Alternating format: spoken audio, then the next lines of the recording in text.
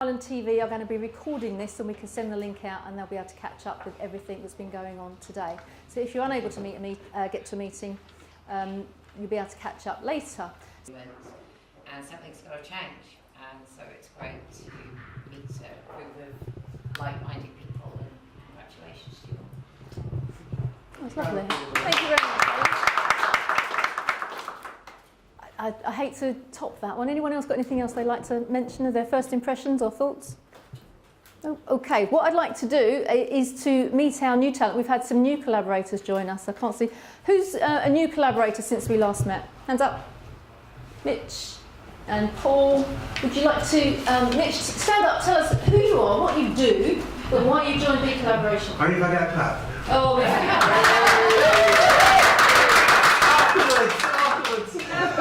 Well, I joined, two and a half weeks ago, after seeing after the Hacks presentation, which I was very impressed with. I thought it was very professional and enlightening, and it's, I hope it's typical of the professional level of presentations and information we're going to get here. Okay.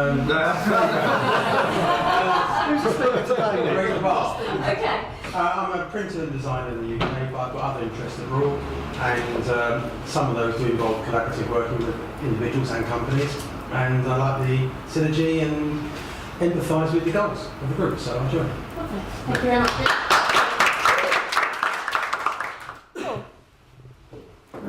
Good afternoon, everybody. My name is Paul Cameron. I design and build tree houses, beautiful exclusive tree houses worldwide. I am a natural collaborator, very instinctive for me, and so I'm delighted this afternoon to say that I am now a collaborator. Very much look forward to working with the team and people in the room and people soon to be in the room in future weeks, and working collaboratively with projects. I'm setting on the path as I hit 10 years designing and building tree houses worldwide.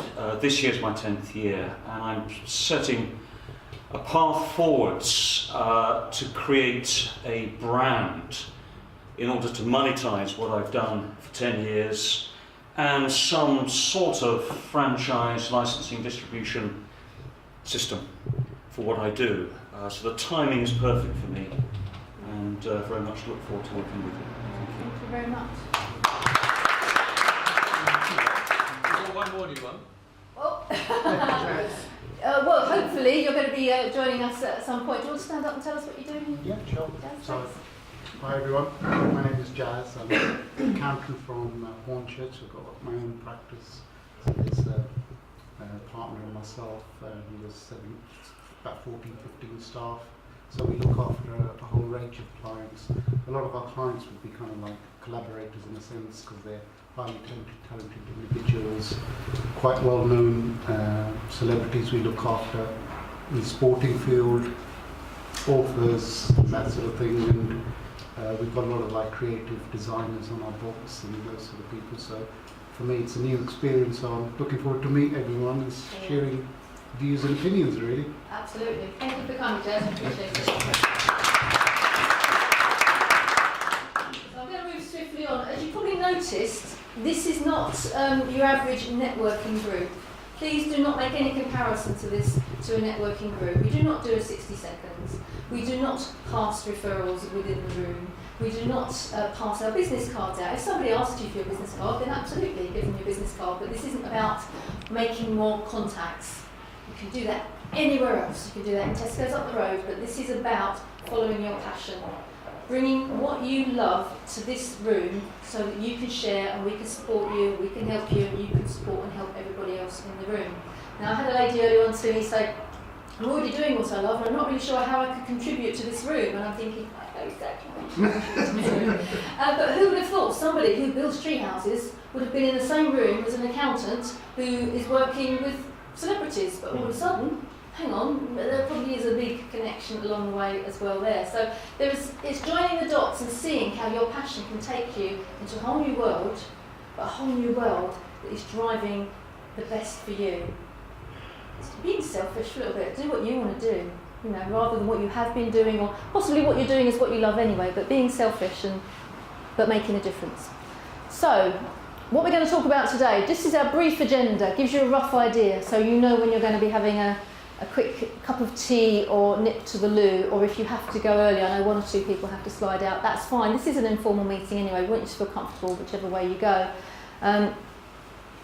We've had our little introductions. I'm going to be talking in a moment about creating some value, what things that I do on a day-to-day basis. I'm a business coach, same as Erkan, same as several other coaches in the room as well.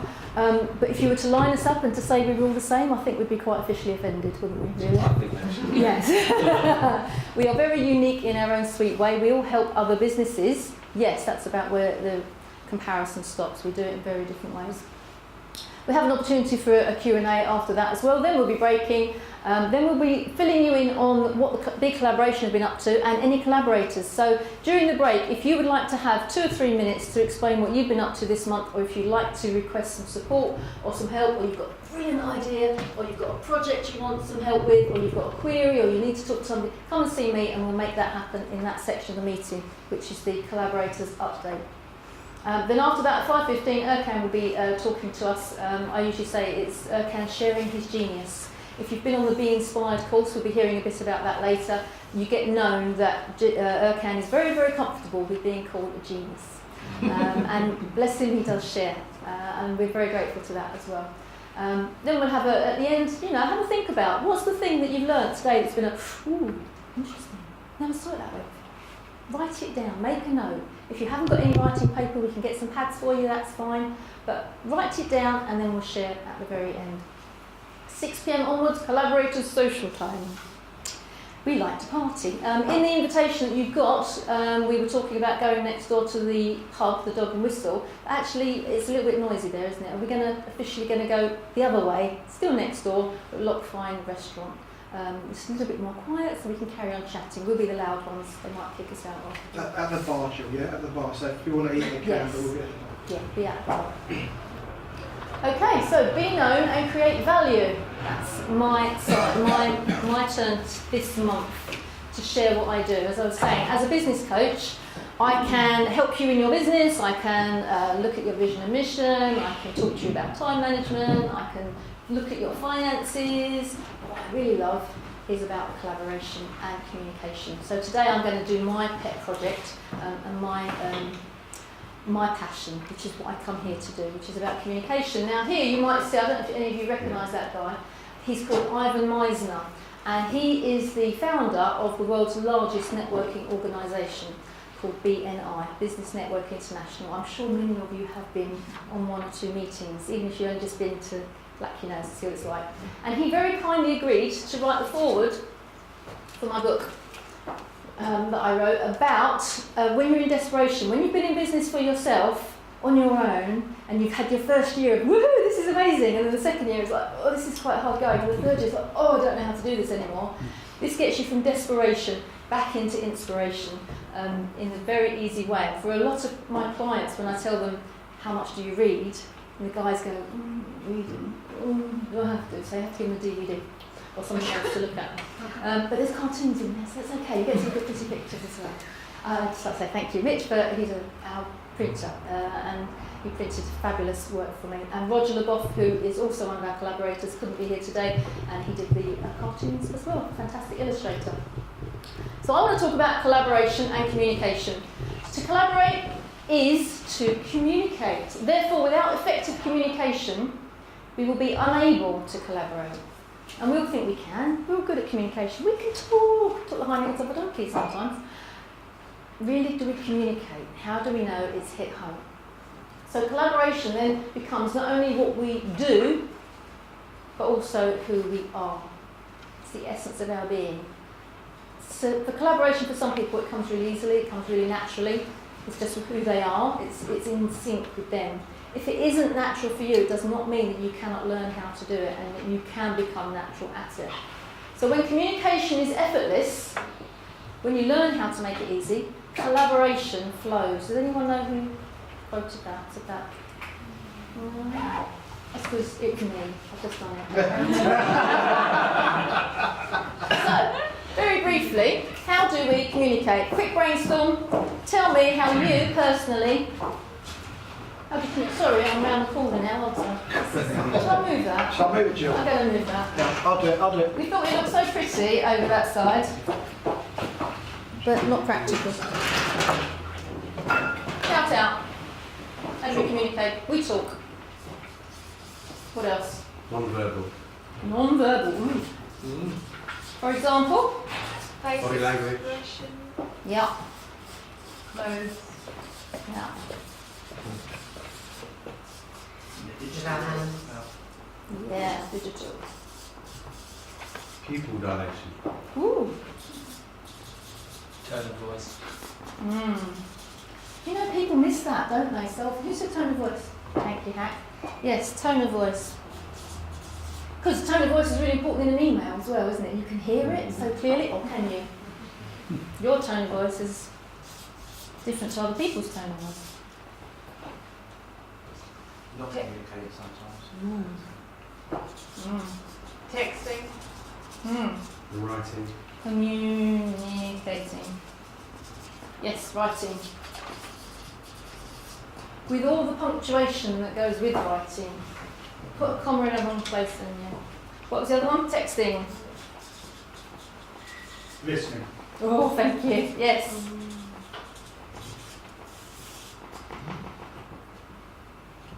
Empathy. Nice one. Posture. Posture. Yeah. Tweeting.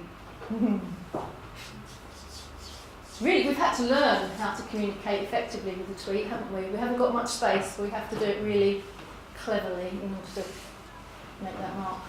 Touch. Yes. And in response to touch, who's a tactile person in the room?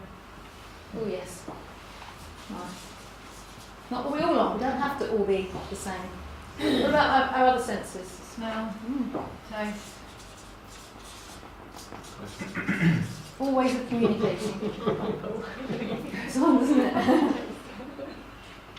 Sound. Yes. Music. Mm. Language. That's so emotive, isn't it? You can, a piece of music can just bring you to tears. It hasn't touched you, done anything to you, but it's just emotive. Vibration. Now we're getting on to a whole other level. Energy. Yes. Emotion. Emotion. Emotion, absolutely. Silence. Colour. All in black and white, aren't we? Replay. Replay. Do it at the top, photographs. Oh yes, thank you. Hand signals as well. Yeah.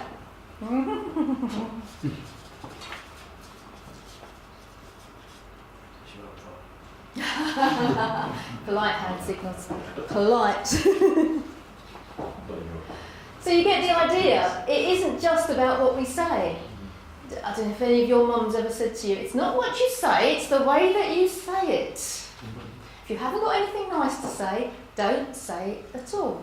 So we think of communication basically as verbal, don't we? Actually, and if we could spend longer on this, then we could treble this very, very easily of how we communicate.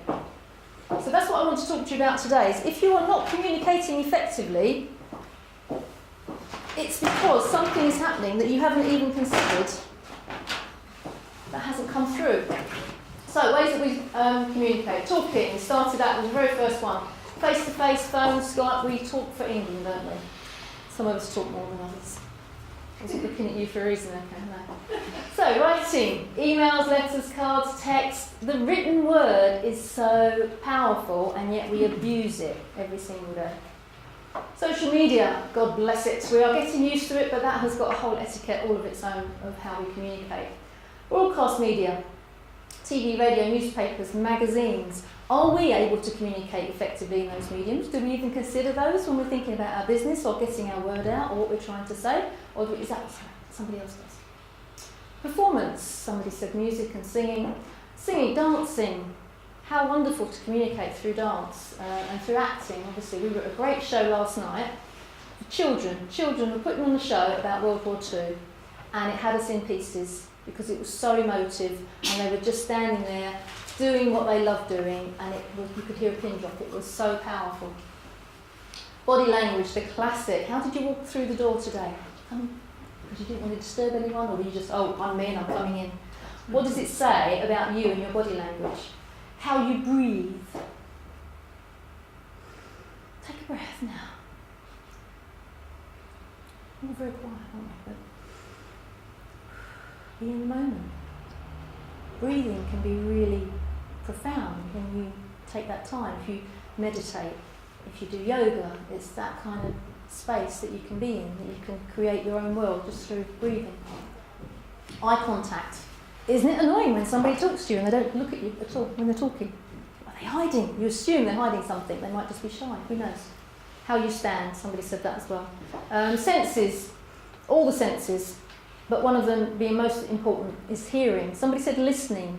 Well, you can listen and you say, yes, I've listened. But have you actually heard what the message was? And energy. This is a whole other topic. Whether you believe in law of attraction and the energy you're putting out and what you attract to you, or whether you just go, oh no, that's a bit woo-woo for me. Actually, you have to acknowledge that sometimes you can wake up in a bad mood and that can translate to other people. You're putting in bad energy out there. Or if you're really, really cross, that energy can come across. And as soon as somebody comes up to you with a bad energy, how do we respond? We kind of up our ante and meet them where they are, which is quite exhausting sometimes. Telepathy, touch, prayer, spiritual energy, and emotional. So, in order to collaborate effectively, we have to understand all of the nuances of communication. Because if you imagine you're in a room, 4 or 5 people, and you're trying to collaborate, and someone has a good idea, but my idea is better, and you're not listening to my idea, and we should be doing my idea. It's never gonna, we've got to hear each other. We've got to understand that, yes, that is my concept and how, but I've got to try and hear it from your point of view so I can understand, and then if I've understood you properly, then you're going to be able to hear what I'm saying as well. So, spending time thinking about how you are communicating and how you're listening and how you are responding will then make the collaboration much more effective, much quicker.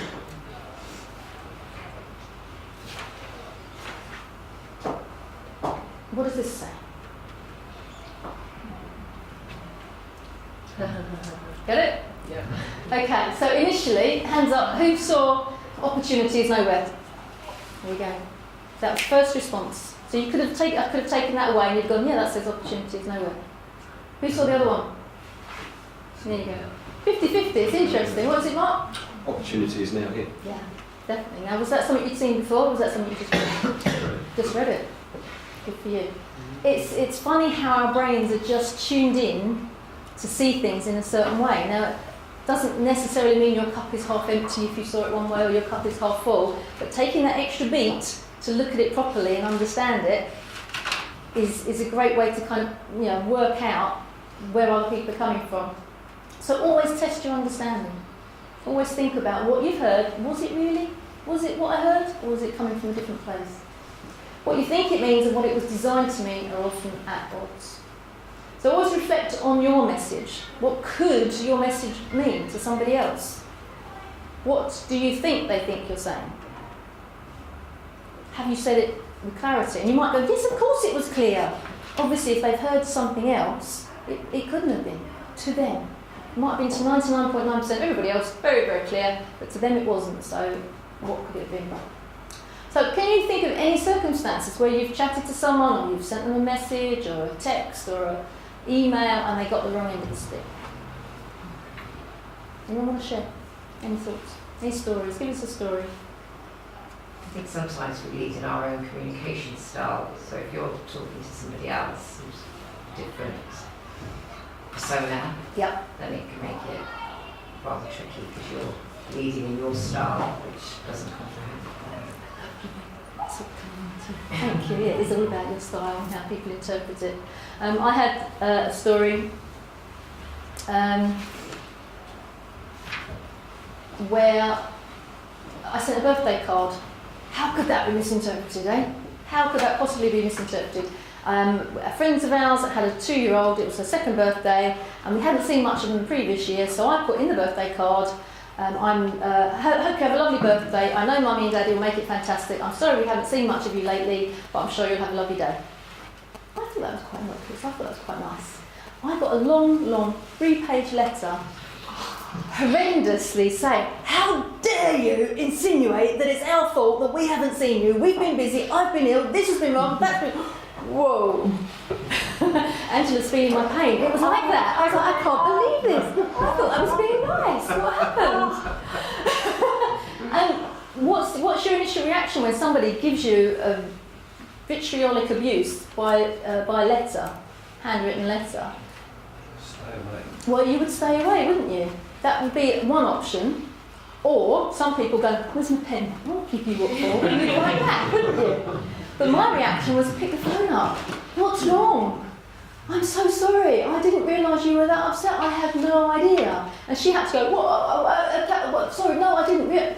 And she can't write down. Now, what we didn't know between the two of us is that she had this horrendous life going on where she'd been actually quite ill for 6 months.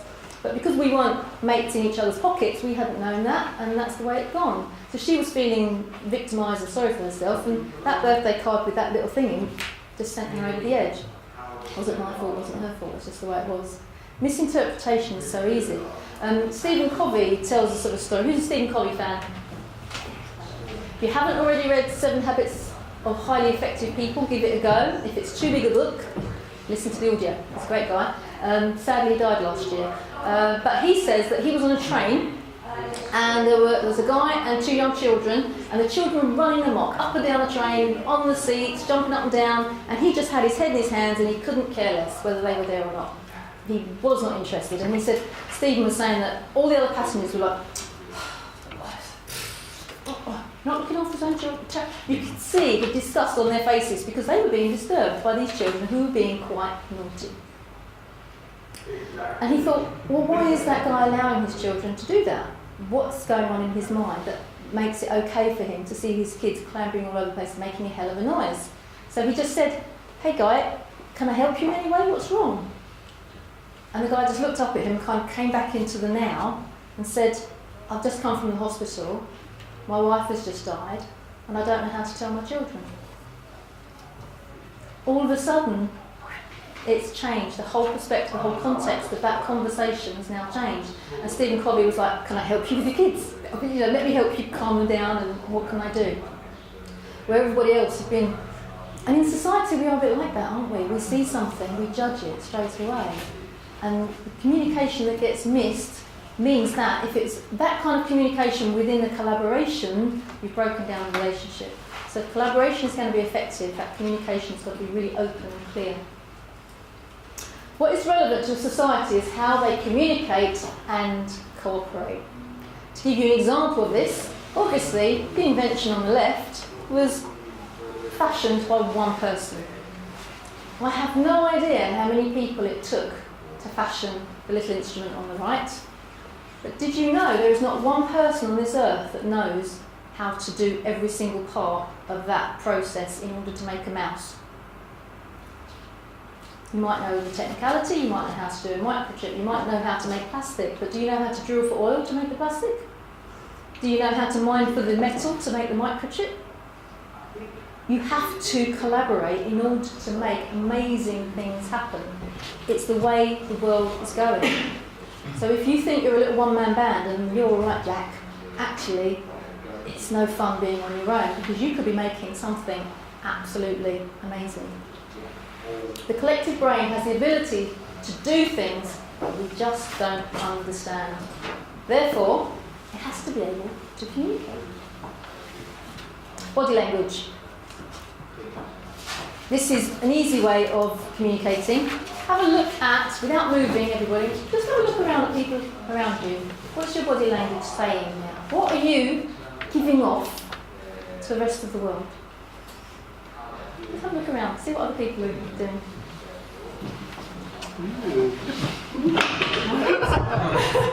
I said without He's just been off his shirt. What we don't realise is everyone is picking up subliminal messages. So if you're sitting there with your legs crossed and your arms folded, is it because you are concentrating quite aptly, or is it because you're feeling a little bit indifferent to what's going on, or is it because you're not really interested and you're just being here out of endurance, or maybe you're just a bit chilly, maybe it's a bit cold, but you're saying something to somebody. Now, what image and what message do you want to actually give out? Aura that will help you to get that job, or to land that prospect, or to make sure that you get that deal. The minute we don't consider our body language, we are giving off messages that we're not even aware of. So if you're not feeling very confident in here, just remember to tell your body that you are confident, act as if, and what happens, your physiology makes your actual emotions catch up. So for example, if you get out of bed in the morning and you stub your toe and you're a bit cross, if you just say, smile, now you're not feeling like smiling because you really hurt yourself, but you smile and you go, okay, I'm going to have a good day. I'm going to have a good day and I'm smiling. But eventually, your mind catches up with your physiology of actually making that smile, and you therefore have a good day. You meet people, you smile, they smile back, you feel better, your toe's not so bad, and off you go. So think about how you approach people when they first come in. Now, you might have noticed Can and I are a little bit huggy when people come in. Hello! And I know that some people really don't. I'm sorry, Narish, I really am, sorry. But I can't help it, you know, if I love somebody, I want to give them a hug. So it's kind of part and parcel of what we do and who we are. But it's hopefully we effervesce to everybody else that we are meeting you with love. And that's the thing that comes across from BeCollaboration. So by thinking about how you are coming across, you relay that to other people. So what message do you want to give them? Now we want to give them, this is love, this is who we are. It's very difficult to do that with a, oh, nice to meet you.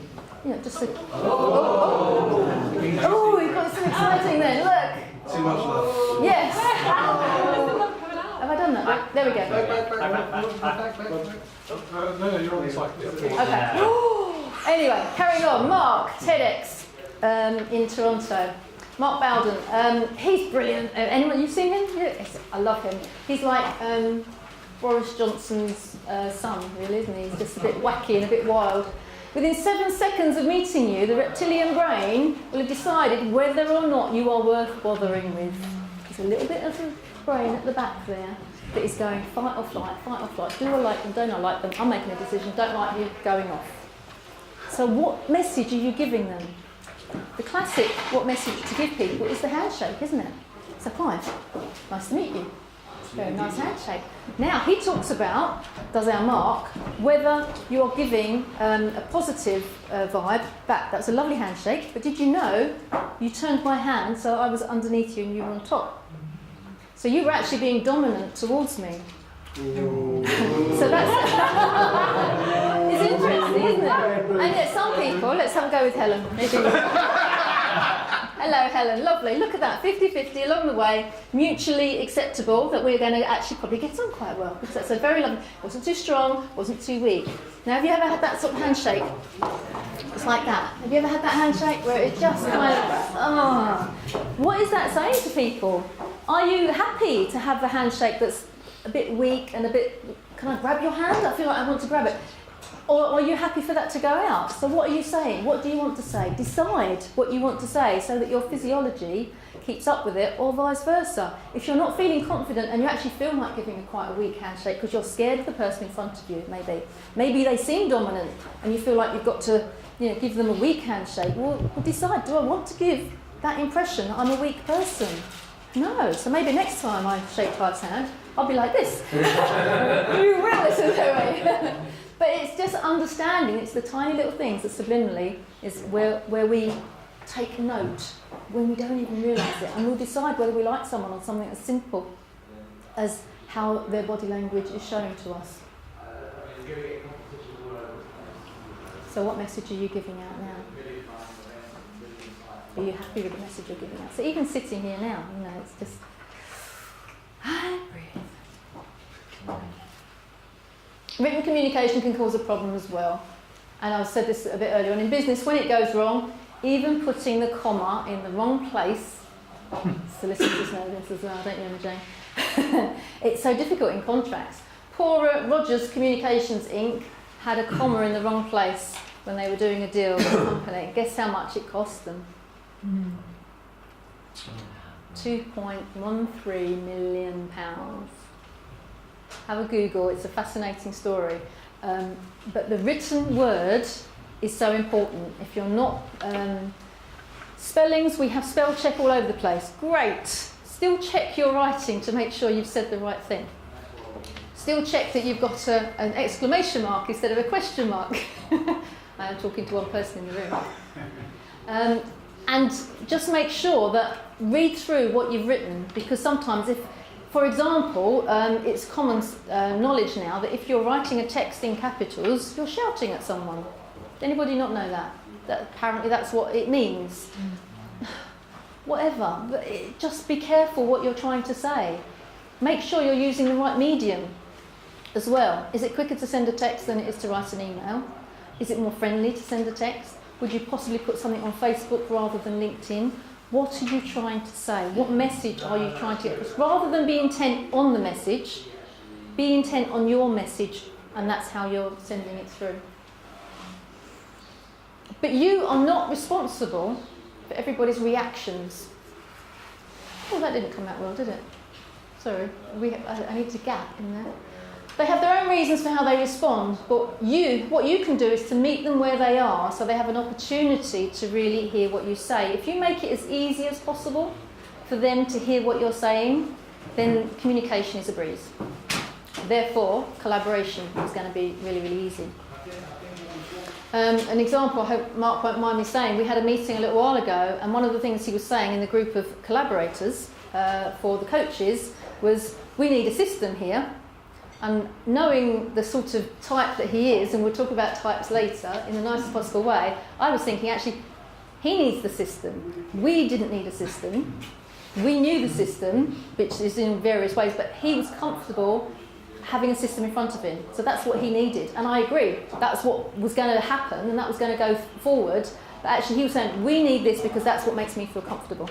So we have to respond with, well, if that makes you feel comfortable, let's do that then. That's a good thing to do because it's going to make life easier for you. That's going to make our collaboration easier.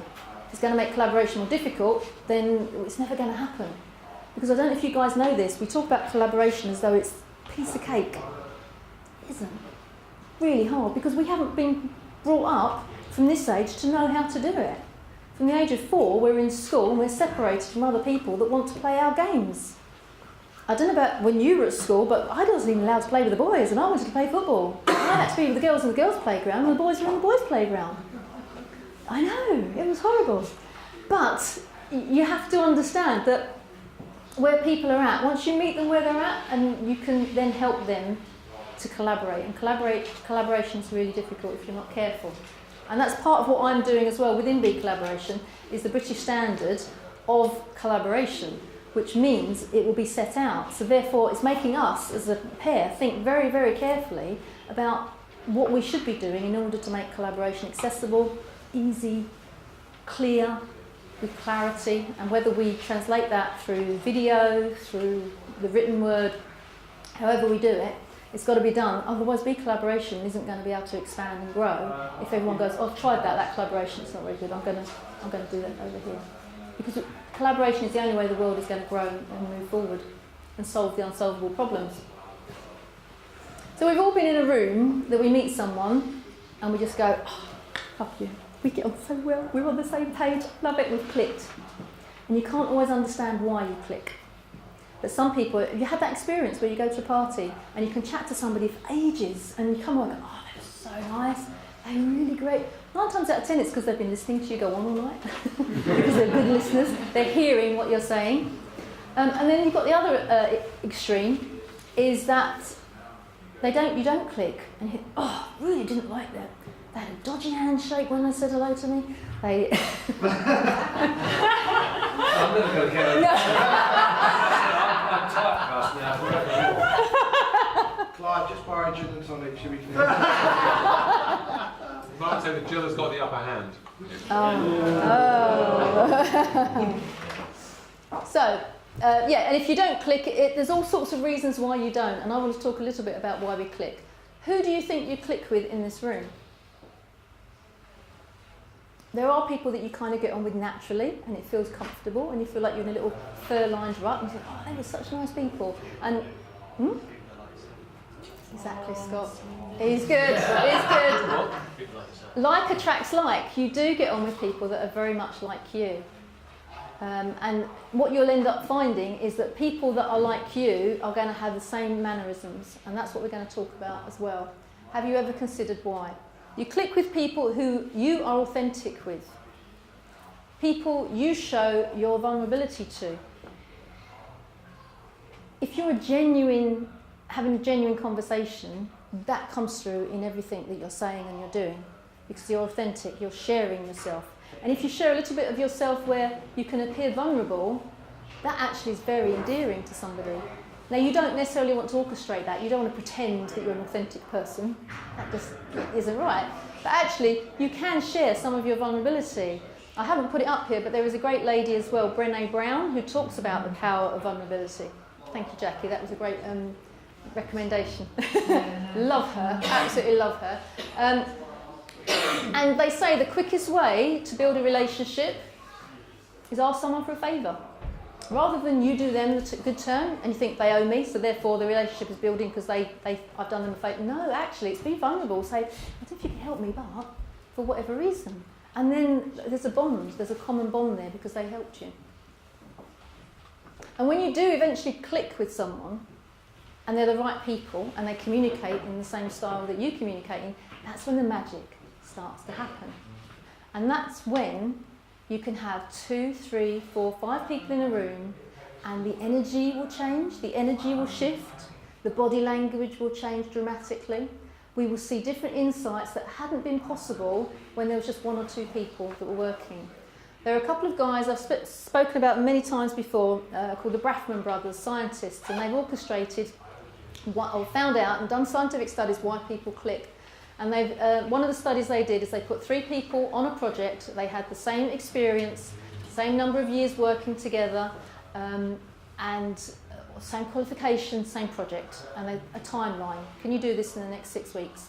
And they got the job done. 6 weeks done, brilliant.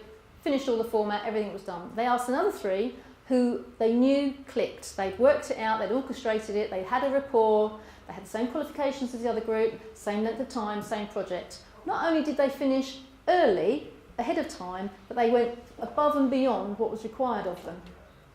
Why do you think that might be? Energy, yeah. Yeah. Alignment, absolutely. Collaboration, who said that? Yay, thanks Dave. They were having fun.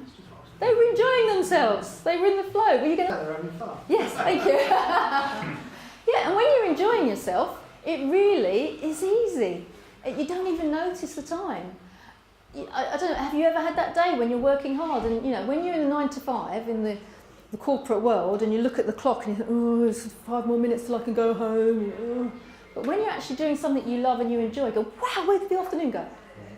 Have you ever read a book where you sit down at 1 o'clock in the afternoon and you open it on page 1 and then all of a sudden you're closing it 500 pages later and it's like 9 o'clock at night, you go, whoa, where did that day go? You were so into what you were doing, it was just part and parcel of who you are. So when a group of people click, which is what we're trying to do in BeCollaboration, we're putting clever, insightful, aligned, energised people in the same room, we're seeing magic on a regular scale, a regular time. So, IMA, communication with clarity. This is how we can generate a click. IMA stands for identify, modify, and adapt.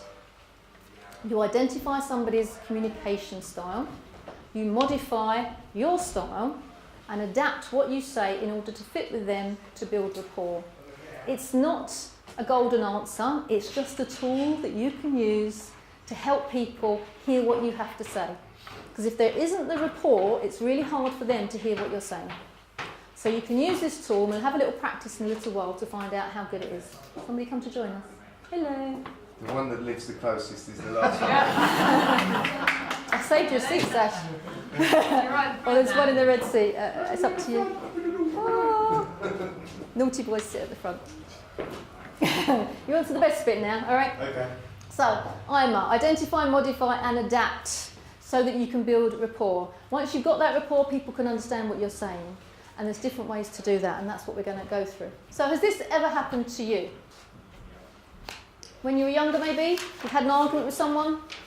They just don't see your point of view. They just say, "Ugh," and that frustration because you can't get through to them what you're trying to say. Anyone? No? Just me? Yeah? A few people. So, IMA is a universal language that no matter what your nationality, what language you speak, where you're from, how you were dragged up, you will speak one of the 4 dialects of IMA. And you've probably seen them around the room, some of these characters. These are the characterisations of the different dialects that you can talk to. And this, once you understand it, can have repercussions in so many areas of your life. I don't know if you've ever had children that won't tidy up their bedrooms. Or maybe you've got staff and they just can't work on their own initiative. It's so frustrating. You have to handhold them all the time. Or maybe your partner is possibly obsessed with keeping the kitchen tidy. Not a problem I have. For those of you who don't know, my husband is over there at the back of the room over there. So, or maybe your business partner is that rubbish, she just can't close a sale. And you're like, what is going on? Or maybe you've got a mum that goes, you never ring, what's going on?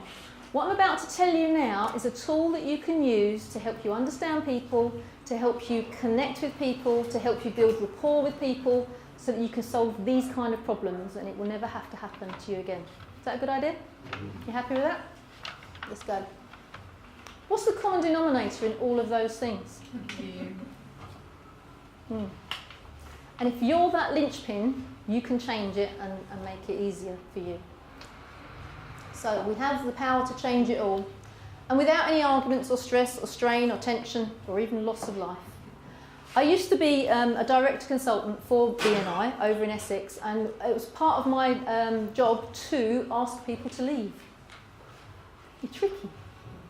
And I knew a lot of people that would get into massive arguments when you'd say to somebody, I'm really sorry, but you're not pulling your weight in this particular group, we're kicking you out. It was a simple conversation. I know Alistair's had it many a time. Not from you, I've had to do No. that. Yeah. I'm glad. What clear communication. Brilliant. And people were shocked that I can honestly say that I've had that conversation asking people to leave an organisation many, many, many times. And not once have I had an argument with them, not once have they raised their voice or I've raised my voice. And at the end of the conversation, they've always said, thank you so much for all your help. And part of it is understanding where they're coming from, looking at all these ways that they're communicating, seeing things from their world and not from mine. You've done this wrong, you should have done this, you didn't do this, why didn't you do this, why didn't you go? That's irrelevant. Where are they coming from and how can I help them? That's the question that I was having with them all the time. So I wanted to be able to help them.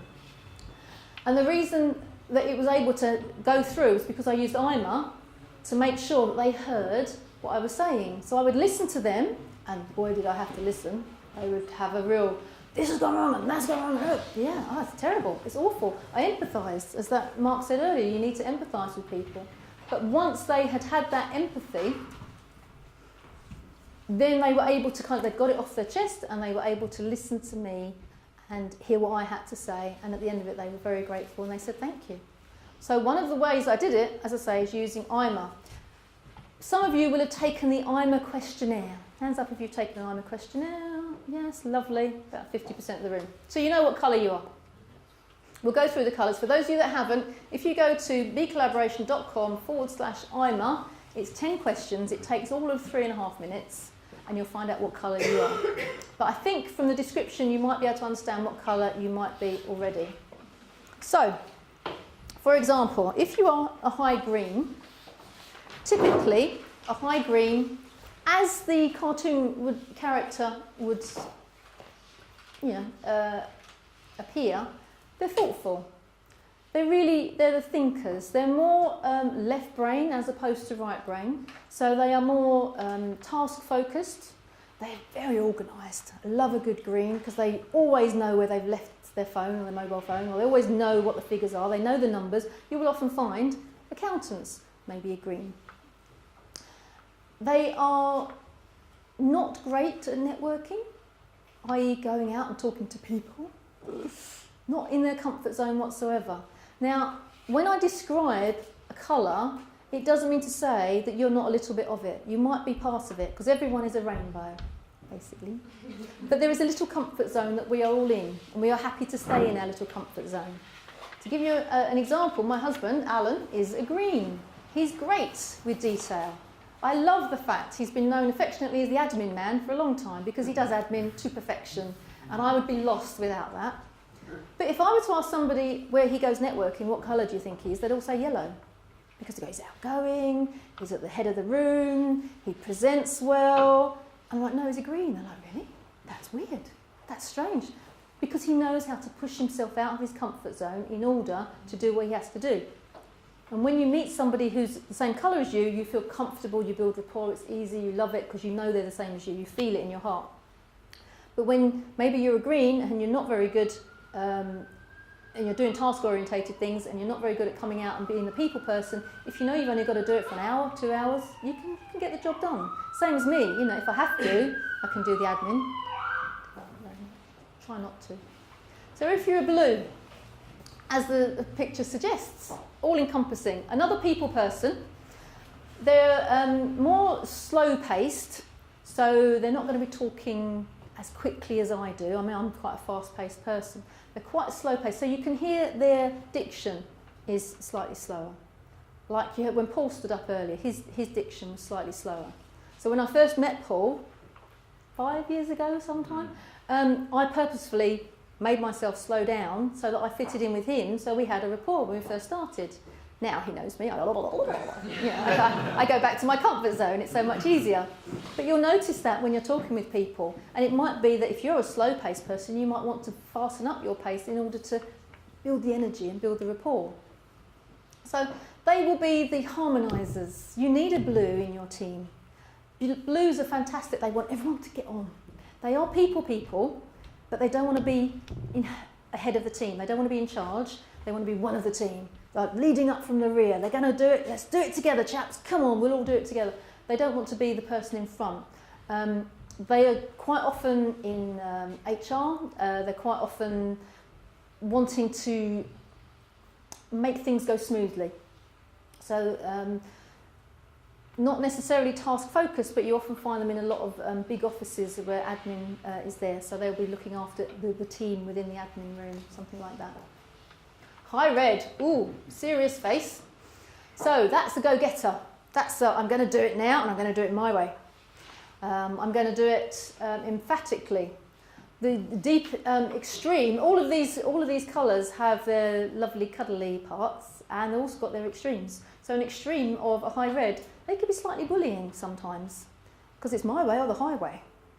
Now every business kind of needs a red, because that red will make the decisions. This is what we're doing. Off we go.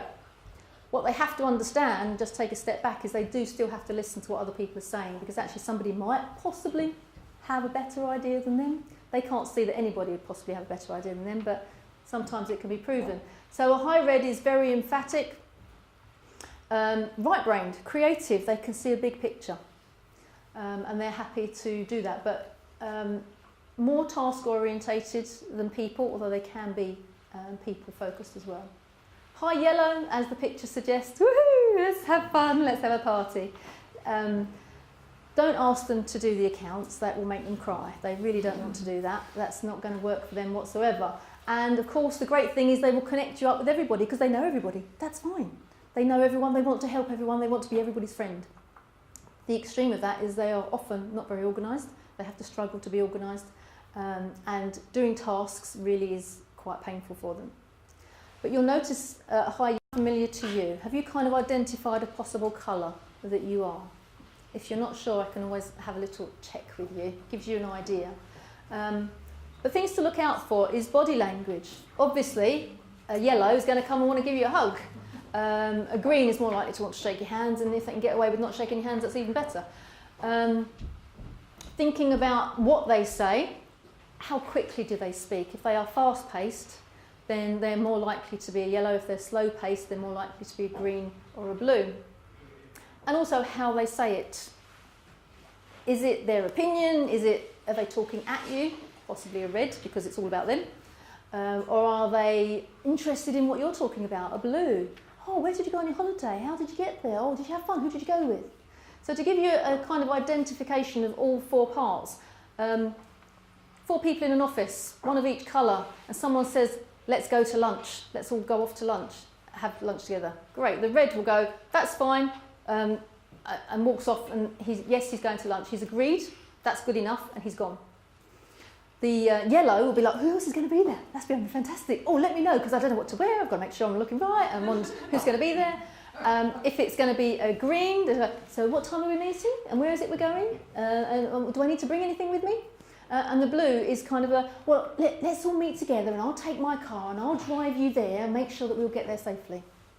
So can you kind of see the difference in how it all works? So we're going to spend some time now finding out who else in the room speaks your dialect, just to see if you can bond, maybe click, maybe build some rapport. So what I would like, we're going to have 3 to 4 minute conversation, but it's going to probably take a couple of minutes to get you there. And when I say, can you come back to your seats? Could you actually come back to your seats, please? So what I'm going to say, the yellows, obviously you're going to want to come to the front of the room and stand over here and meet someone, just to hang around, stand, chat, find someone, spend 3 minutes having a conversation with them. The blues over at the back of the room there. The reds are going to make a noise right over by that picture over in the corner. And the greens, obviously you don't want to make too much noise, so you're going to go right over in the corner there where that plant is and have a little chat.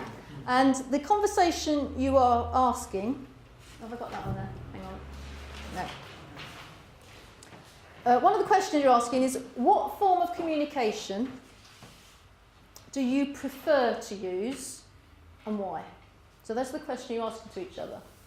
Out of all of these, what form of communication do you prefer to use and why? Yeah? Why are you still not sure what colour you are? Well, I'm a bit of everything, but I'm not sure which one. Okay, well maybe come and talk to me. If you're not sure, come and talk to me and I'll help you. Which one you'd like to be? What one would you like to be? And go with that one. Okay. Does anyone else think they're an orange? I'm definitely a rainbow. Good, yeah, a little rainbow. I'll be a gin and orange, is it right? Yeah. Choose one that you would like to be and go and find someone to have a quick one-to-one with. Off you go.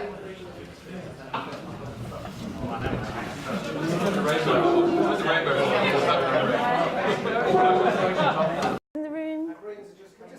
Okay, look, they didn't want to come back to the room.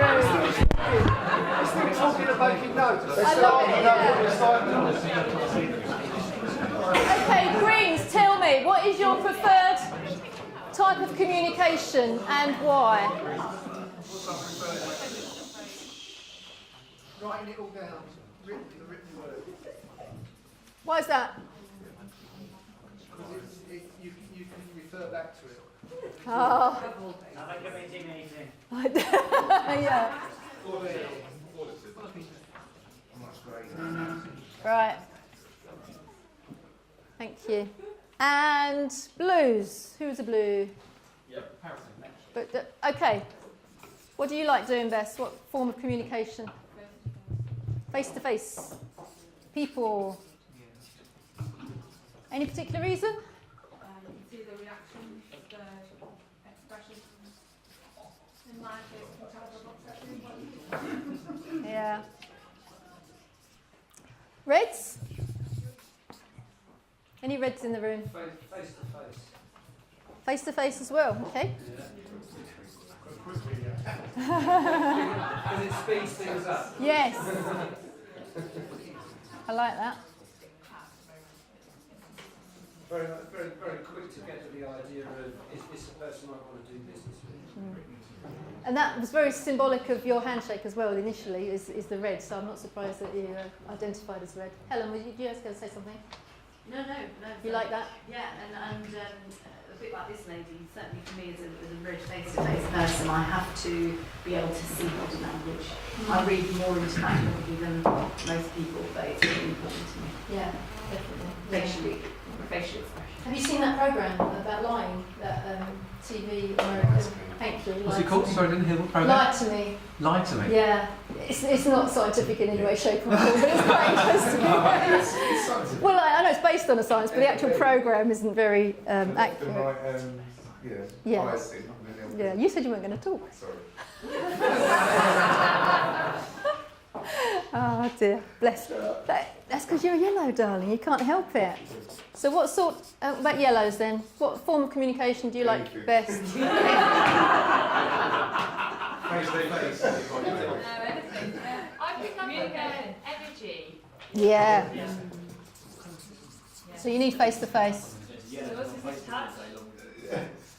just need Anyway, I find I need communicating. I just need communication. It doesn't actually matter. It's better face to face, but it could be Yeah. on the phone, it could be over Skype, on email, but it just needs to be dynamic. in the room when around talking to the walls. Fast moving is better as well. Yes, fast paced. Okay, so you get an idea now of why, if you look at the greens and the blues and the reds and the yellows, the reds want to be face to face because it's going to be quicker, you get a decision, come on, are you in with me? Yes, great, off we go. Blues want to be face to face because they're, oh, do you like me? I like you, and I can see you smiling and you can see me smiling and we love each other. And the greens, I don't want to see anyone, I don't want to see people face to face, for goodness sake, because if it's written down, we know what it means and it's going to be accurate. And we have to refer back to it and make sure that we've said the right thing and nobody's, there's no mistakes. And of course, yellows, I think Jackie made a really good point. Any communication, we don't care. Just give us some, make sure that we don't want to be alone. What's the longest you can work happily on your own? A bit longer now, I've got a dog to keep me company. If you didn't have the dog, yeah. Is the dog a hyena? I actually think a few hours if I'm really focused, Yeah. but there's been times, for example, when I've got rid of the kids for a couple of days, I think, great, I'll really tackle some of this, and I run out of steam after a couple of hours. Yeah, exactly. I need to put a phone call in or something. Any other yellows feel that? You can only do, yeah. Whereas a green, who's a green? Alan, how long can you work on your own? 3.5 weeks.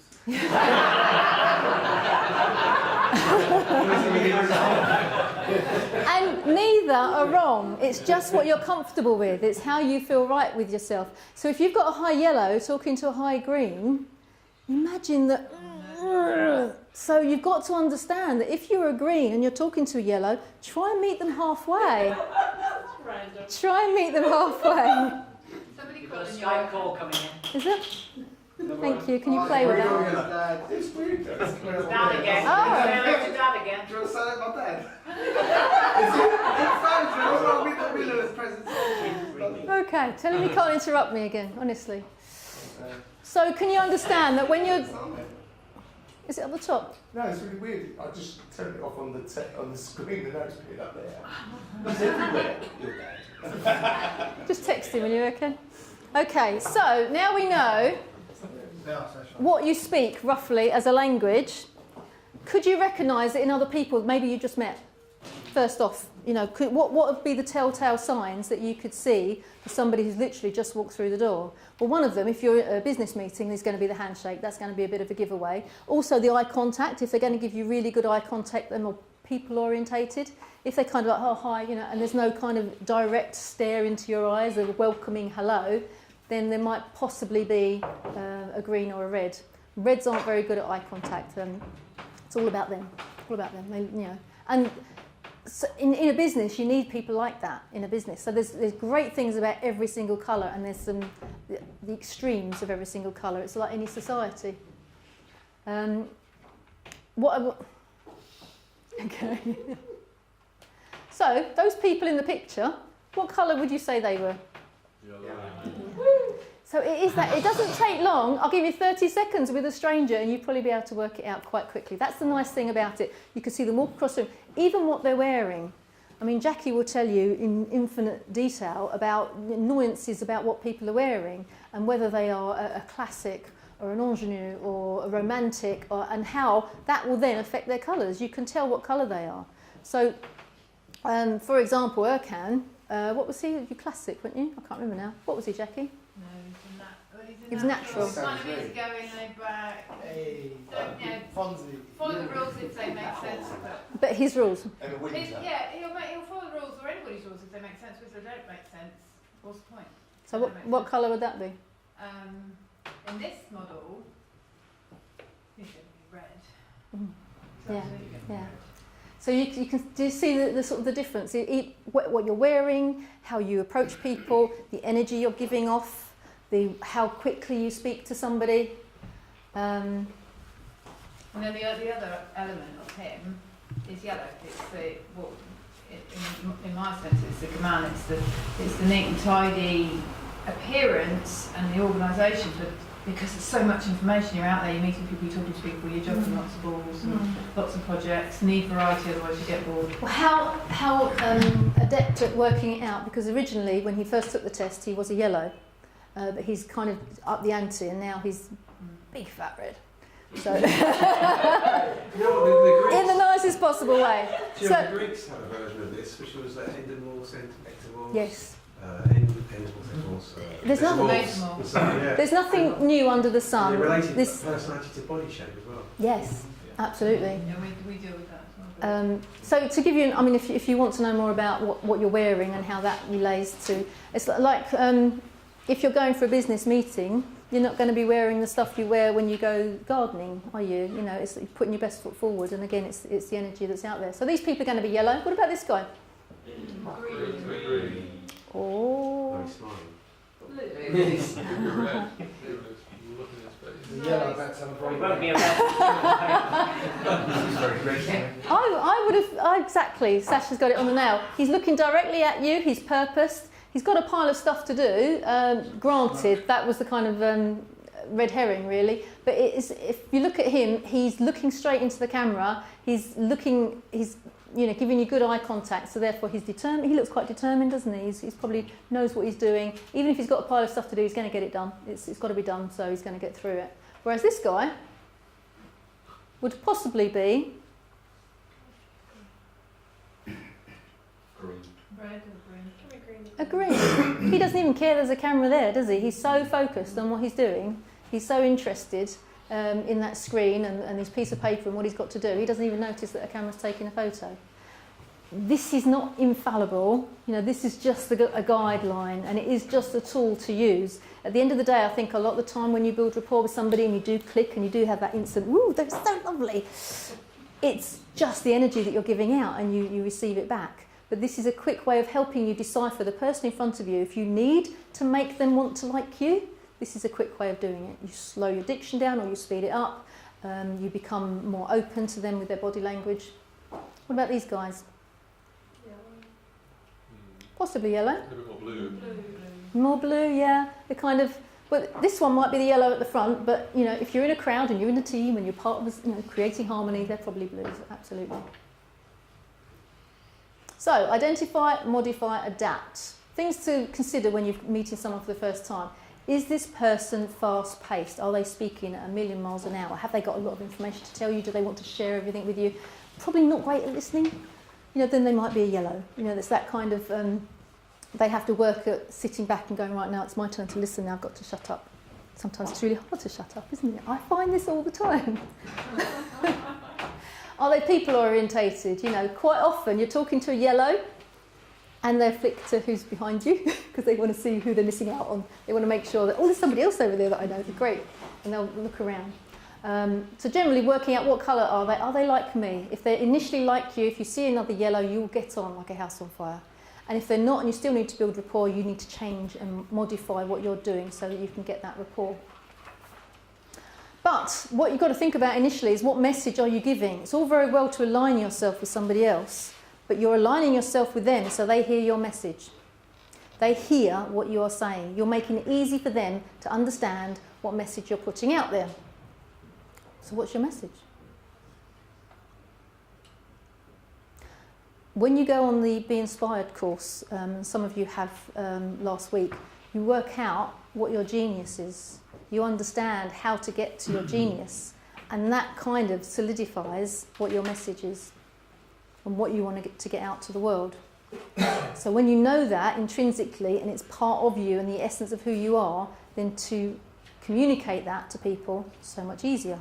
And of course, if you're collaborating with a group of people and you've got your message within you, collaboration is a piece of cake. So you have to remember the laws of cause and effect. Every thought causes an effect, and every effect has a cause. So what do you want to cause? Some of us in this room have huge dreams, I'm proud to say. And some of us in this room will see those dreams come to fruition. I'm very proud to say. But it'll be easier for you to get those dreams done, become reality, when you get good collaboration. Because if you remember the mouse, brilliant. Can't do it on your own. Cannot do it on your own. So how does your communication, however you communicate, reflect what your message is? Unless you're clear in your thinking, how can you be clear in your communication? And if you aren't clear in your communication, how can we possibly collaborate? Oh, yeah, and when it goes wrong, some of you might remember this.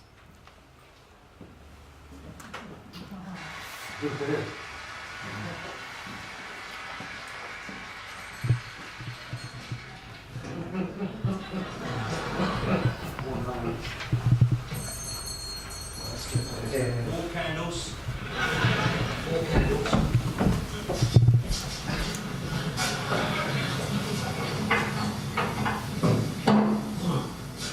Here you are. Four candles. No, four candles. Well, there you are, four candles. No, four candles. Handles for forks.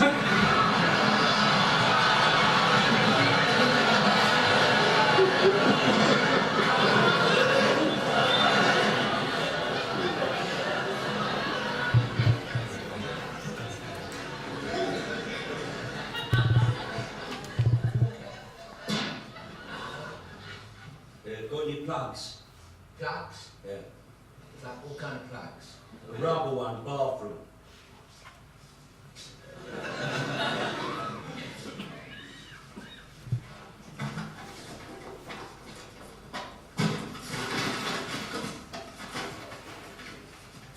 What size?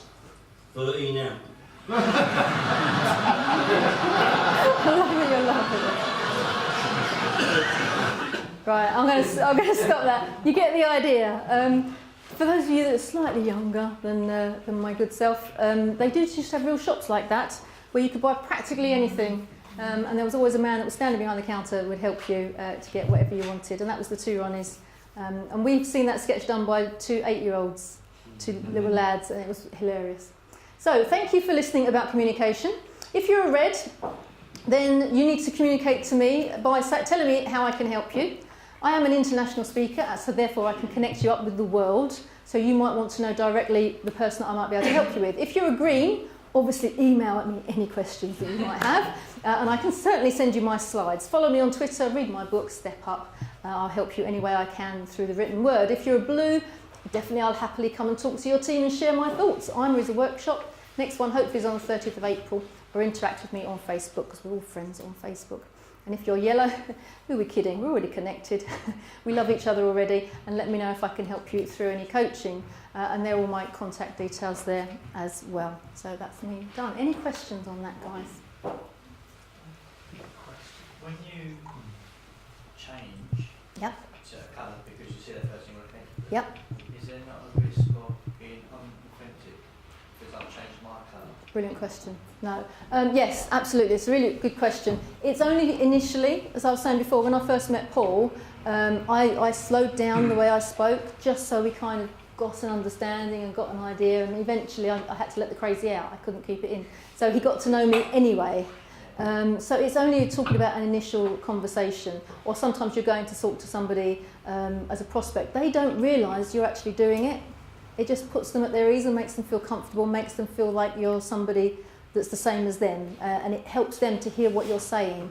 And the second visit and third meeting and the fourth meeting, it kind of, you adjust back into your natural comfort zone. And they probably won't even notice you've done it. It just helps that initial click, that initial rapport. I mean, you do it when I do a lot of courses and stuff like that, but obviously they tend to be sort of business owners is the Yeah. quite high level ones, so they're all very ego. And so you know, there's lots of different heads in, but they have to stay kind of authentic to. Yes. Well, when you've got a room full of people, it's difficult. It's more on a one-to-one basis.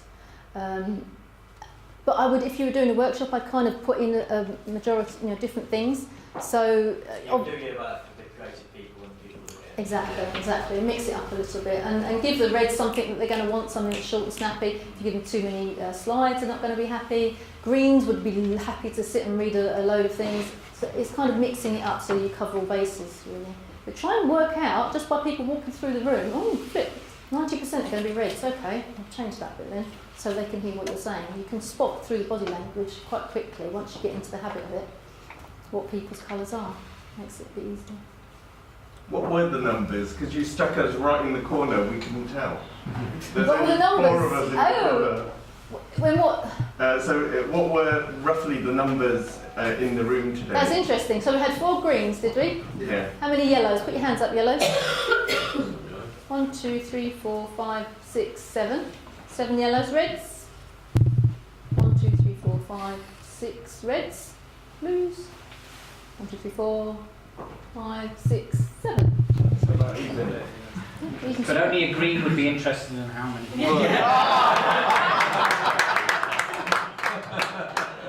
Compare the numbers with Yeah.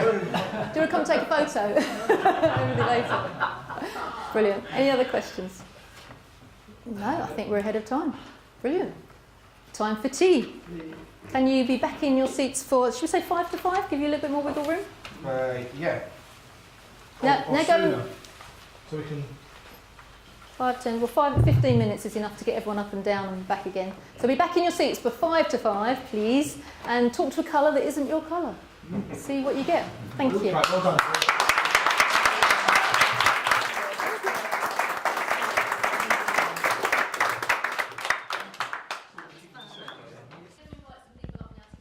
What's happened in the last month alone? So Naresh, would you like to come and tell us what's been happening in the world of accountancy? That sounds really boring. But it's not at all. What else would a green say, right? Just to give you a bit of background, my name is Naresh from Allen's Accountants. We're based in Surbiton. And the way we know Erkan is he started coaching us about 4 years ago. 5 years, I think. 5 years ago. Yeah. Thank you. It's okay. And we really believe that, especially for business owners, it's all about empowering entrepreneurs, and it's not about just knowing your numbers and working out tax bills. And when we came to that realization, what was important is I had strategic partners and collaborators around me that could help my clients. And we had an event about 2 weeks ago, which we had about 15, 16 people in the room. Erkan conducted most of the meeting. And on the back of that, obviously, I got about 4 or 5 clients, but that wasn't the point of the meeting. The point of the meeting was to show who we are. And I think you spoke a lot about, how entrepreneurs think and how they act and, various things that were really useful, not about the stuff that they don't want to hear, because they just accept that your numbers will get done, your tax will get done. They don't sit there every day thinking, oh great, my accountant's going to call me. What they want is their accountants to act in a certain way that understands the entrepreneur. And so that was great, and we've got lots of these events coming up. We're scheduling, I think, about 6 a year, but obviously it's in Surbiton in our neck of the woods. But yeah, if anyone's interested, they'll be scheduled. Brilliant. And some of Naresh's things are here as well if you want to take one and find out more about it. There's something really important. Can I just share? Oh no. I want to share this because I don't need to take over I really hold myself back. But, Are you red? yeah, a bit of a red. But so one of the things we wanted to give is Naresh's is their business, is a new voice. And even the name Allen's the Accountant has is limiting them as a brand. But this is what we say now. You're looking for a new accountant. Accountants you've met before are either boring, talk down to you, or try and scare you with horror stories about the taxman. We don't play that way. You want a firm that will work with you to build your business. And that is really gutsy and bold, because that's not what most accountants would ever say, right? They would just never say that. And what we're saying is we're acknowledging the state of play and actually putting our first foot forward. And then 14 businesses come to an event, well, I don't call them events, it was a seminar workshop. And out of that, 4 or 5 customers just like that. And it wasn't that we sold them, they bought that and empowering entrepreneurs. So these kind of contextual shifts will change any business or service or product. And generally, as far as I'm aware, when we look at the market, hardly anybody is playing that way. Anybody is even talking that way or thinking that way. So in terms of BeCollaboration, if we can put our first foot forward in that way, then it really sets us apart in terms of our proposition, big time. So I just want to add that. And I think it'll be a bit, we could be a bit, And can I just acknowledge Naresh, because I gave about 30 seconds notice to do that, so thank you very much. Even though he's a green, he still stepped up and did what he had to do. Mitch, could you tell us a little bit about the orientation that you had this month with BeCollaboration? From here or there? Oh, come up the front. Let's see your pretty face.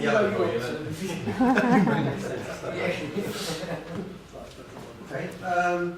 2 weeks ago, I think it was? Yep. And 2 weeks ago, there was about 5, 6 of us there. We all shared our experiences and what our expectations of BeCollaboration were, why we come together and joined. We saw the synergy in the room, and we found out about each other's companies. And I did something unheard of afterwards, which was I turned down some business because I did what was in the interest of the person concerned rather than the interest of just making a profit.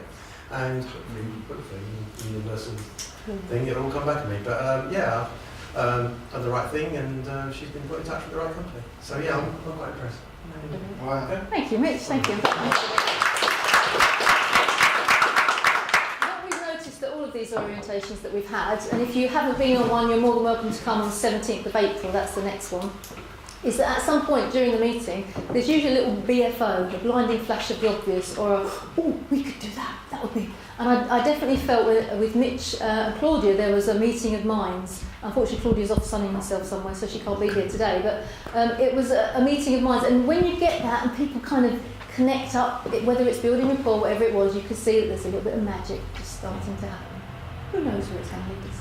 Thank you very much, Mitch. Dave Calder, where's he gone? I'm at the back. Hello, come on. Shine retire. Explain what we've been up to. What do you want to talk about? 2 things yesterday. Coaches, right, coaches, that's what we've been up to. We're a group of 5 of us. I think so, yeah.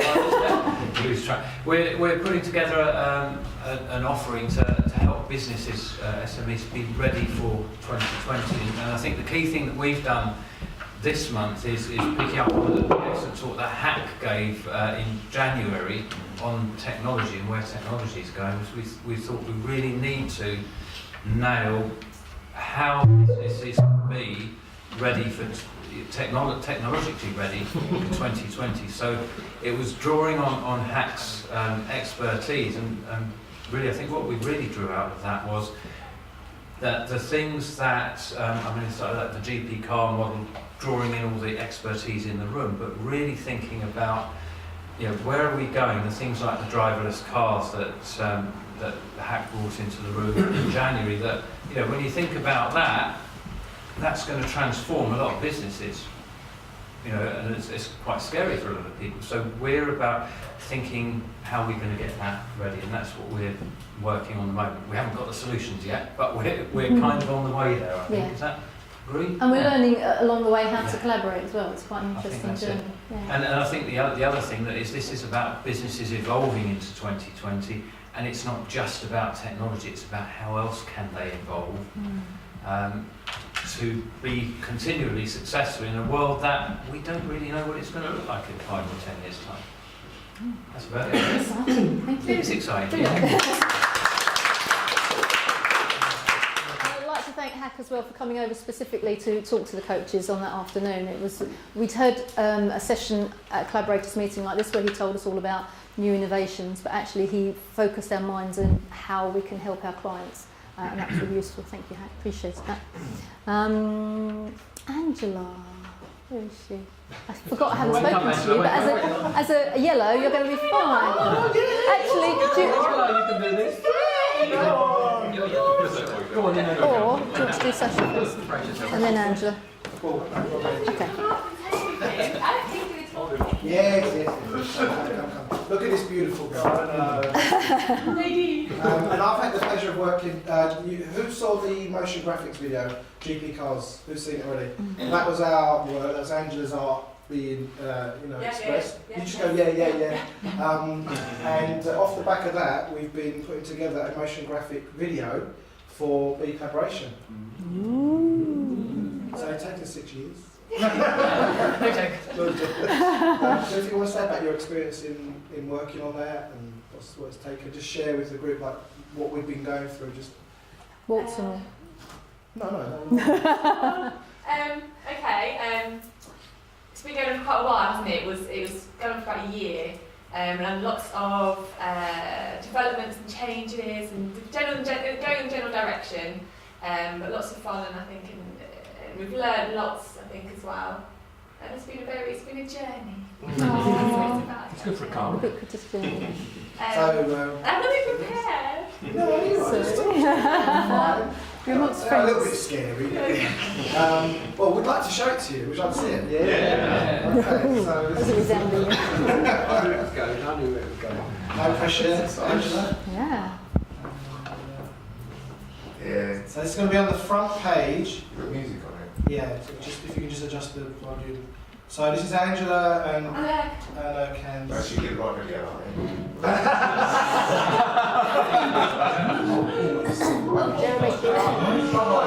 Sometimes things. Why don't you share the screen with Jeremy so that he can see it as well? Shall I get him on? No. I ain't got time. In business, you can't always see the way ahead, right? Sometimes things can get in the way. Having to make all the decisions on your own can bring any business to a grinding halt. It can be really frustrating. But it doesn't have to be like that. Imagine a group of specialists who come together just to help you. At BeCollaboration, we've built a community of like-minded people who are passionate about working together to help businesses like yours thrive. We believe we can achieve more when we work together.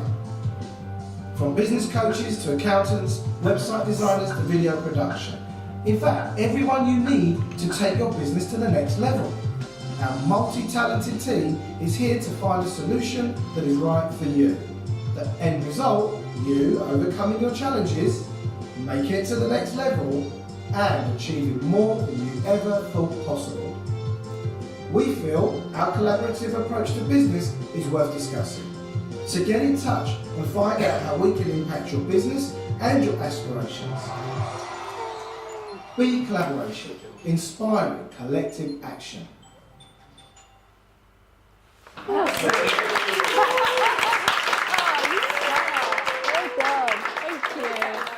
That was brilliant. The voiceover guy wasn't bad either. I just had this dreadful thought. I was like, oh my god. That's the first public show, so thanks guys. I mean, it's good. Thank you, Angela. Yeah.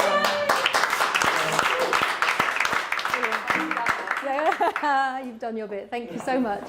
Okay, that's a great project from our perspective. We've been so excited about that, and we've all worked really hard to get that done. So another person that's had a bit of a project and a bit of a blinding flash of the obvious is Sasha. Sasha, would you like to tell us what you were doing last Thursday and Friday? Yeah. Or was it Wednesday and Thursday? Wednesday and Thursday. Okay, yeah, so does everyone know about businessagent.com, the new alternative finance marketplace, basically? Pitch, 60 seconds, go. 60 seconds, sorry. So basically Business Agent is the place where you can see all the equity crowdfunding opportunities and debt crowdfunding opportunities in one place. So it's like AIM for equity and debt crowdfunding. But the blinding obvious thing for us was we needed to create a market for ourselves, and lots of people phoning us up saying, what is crowdfunding? How do I start my business and what we'll do? So we got together with BeCollaboration, and some of the coaches will know this, and some of them don't. I've quickly touched on Mark, knows about it, Jill knows briefly about it. And we put together a discovery course, because everyone's phoning me up saying, what is it? What do I do? How do I do it? And Osborne Clark, my solicitors in London, One London Wall kindly donated their offices to me. huge, great big place. And we put together a course, a one-day course to discover crowdfunding. Basically, discover crowdfunding, discover your genius, and discover your business. So the passion behind it really is actually telling people, you know, how they can raise money to start a business. And if they've got a business idea that they don't know how to quite formulate or put into place, you know, we're trying to get them to actually discover their genius, as we said before, to actually align it with the business. So people go, oh, I've got this idea, I want to do this. But really, is that in line with how, you know, their real deep passion, you know, for what they're about. So it's literally telling them about crowdfunding, getting them to find out, you know, what their genius is very, very quickly, and then applying it to their business idea to get to them to a stage where they say, actually, I've got a business idea that works, and it's an investable opportunity. And from that, we're then developing an incubator, and then we're going to introduce them to crowdfunding sites, all the equity and debt crowdfunding sites that we've got partnerships with, and hopefully raise money for them. So it's a really good thing. We launched it at the Lead Business event, and we're doing it for £49 for a day. I mean, really, it's costing us money, business agent money, but the whole idea is to get 50 people in the room, entrepreneurs, and so I'm asking all of you, really, if you've got an entrepreneur that says, I've got this idea, you know, and we've actually got some business coaches that have actually said, do you know what, I think even Beja wants to do the course. You know, because everyone's got an idea and they haven't actually put it into action. So it's like, you know, a day of everyone bouncing stuff off each other and finding out if it's a real investable opportunity. So it's at businessagent.com/discovery. And it'll be on the new website, won't it, as well, very soon? Yeah. The new BeColl website. It'll be on the BeColl website as well. We'll put a page up on that. I'm sure an email will go around to everyone. But we're really keen to fill it up. We've got adverts going out.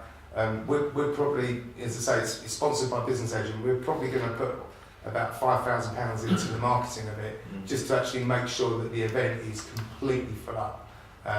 So, like I say, get as many people as you can in as possible.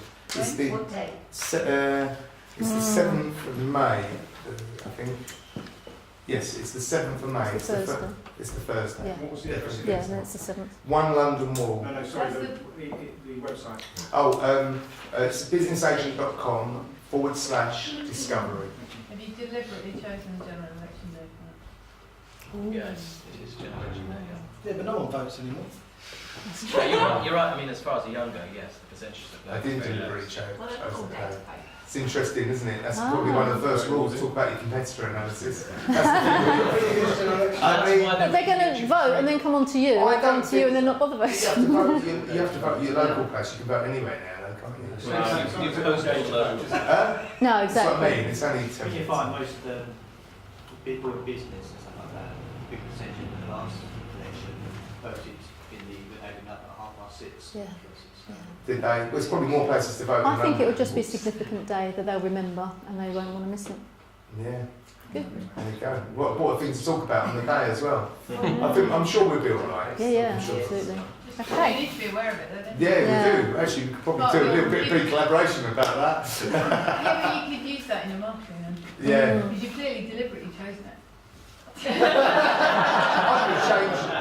could Change the word. vote for Vote yourself. change. Start your own business. Okay. Thanks, Sasha.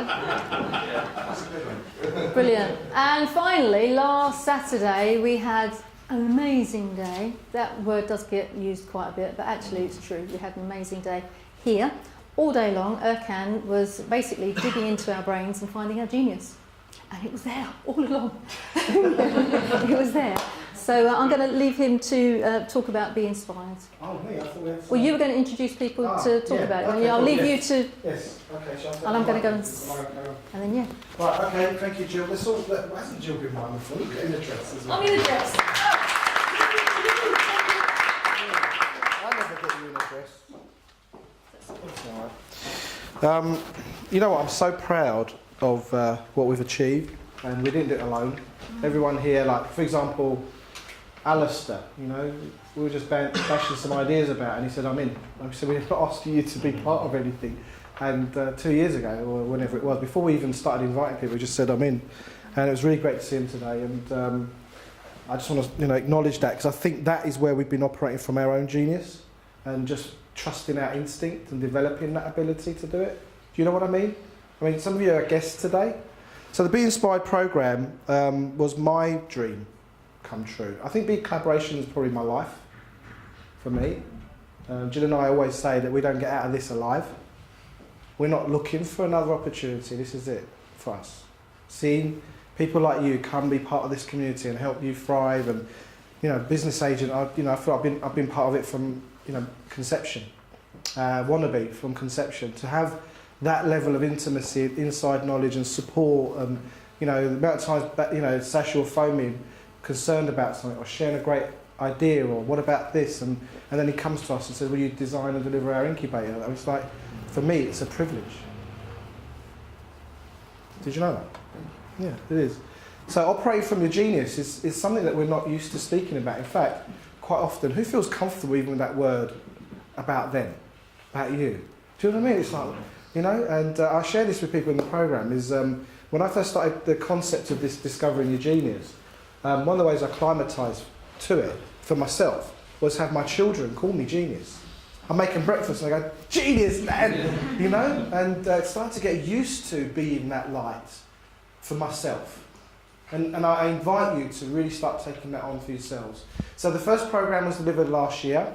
It was a 2-day programme, and we found that really marketing and getting people into a 2-day programme, given all the other things we were doing, was to make it easier for ourselves and more accessible for people to participate. We made it a 1-day programme. And it was Andrew Morgan who, for him, his experience was a reawakening that day.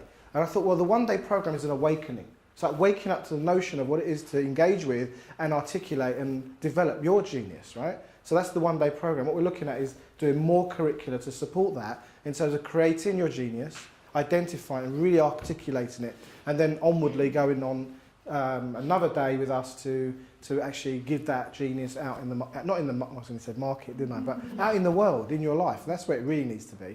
So I would like maybe 1 or 2 people, if they'd like to share what Saturday was like. Would you like to say something, Mark? I mean, Mark, let's warm welcome for Mark. I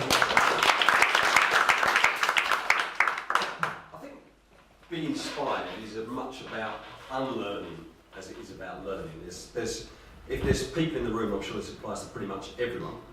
Move across the Oh, I'm sorry.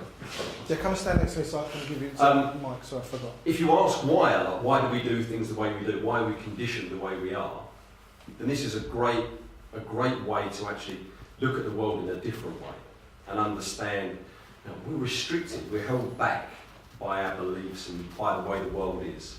And so what Erkan very cleverly does is he challenges that, and he gets us to see a new dimension and a way of looking at the world where you can actually go, actually, I've got an idea about that. And that's about stirring up the genius inside. So I found it really great and stimulating. I really enjoyed the day, and that's about as much as I've got to say, really. But if you haven't done it, do it. That's it. That's it. Well done. Yes. Who else has either done the programme either this Saturday or before that would like to just say a couple of words about the Be Inspired programme? Yeah? Do you want me to? If you want. I'm trying to like No, come on, let's welcome Sasha. Come on.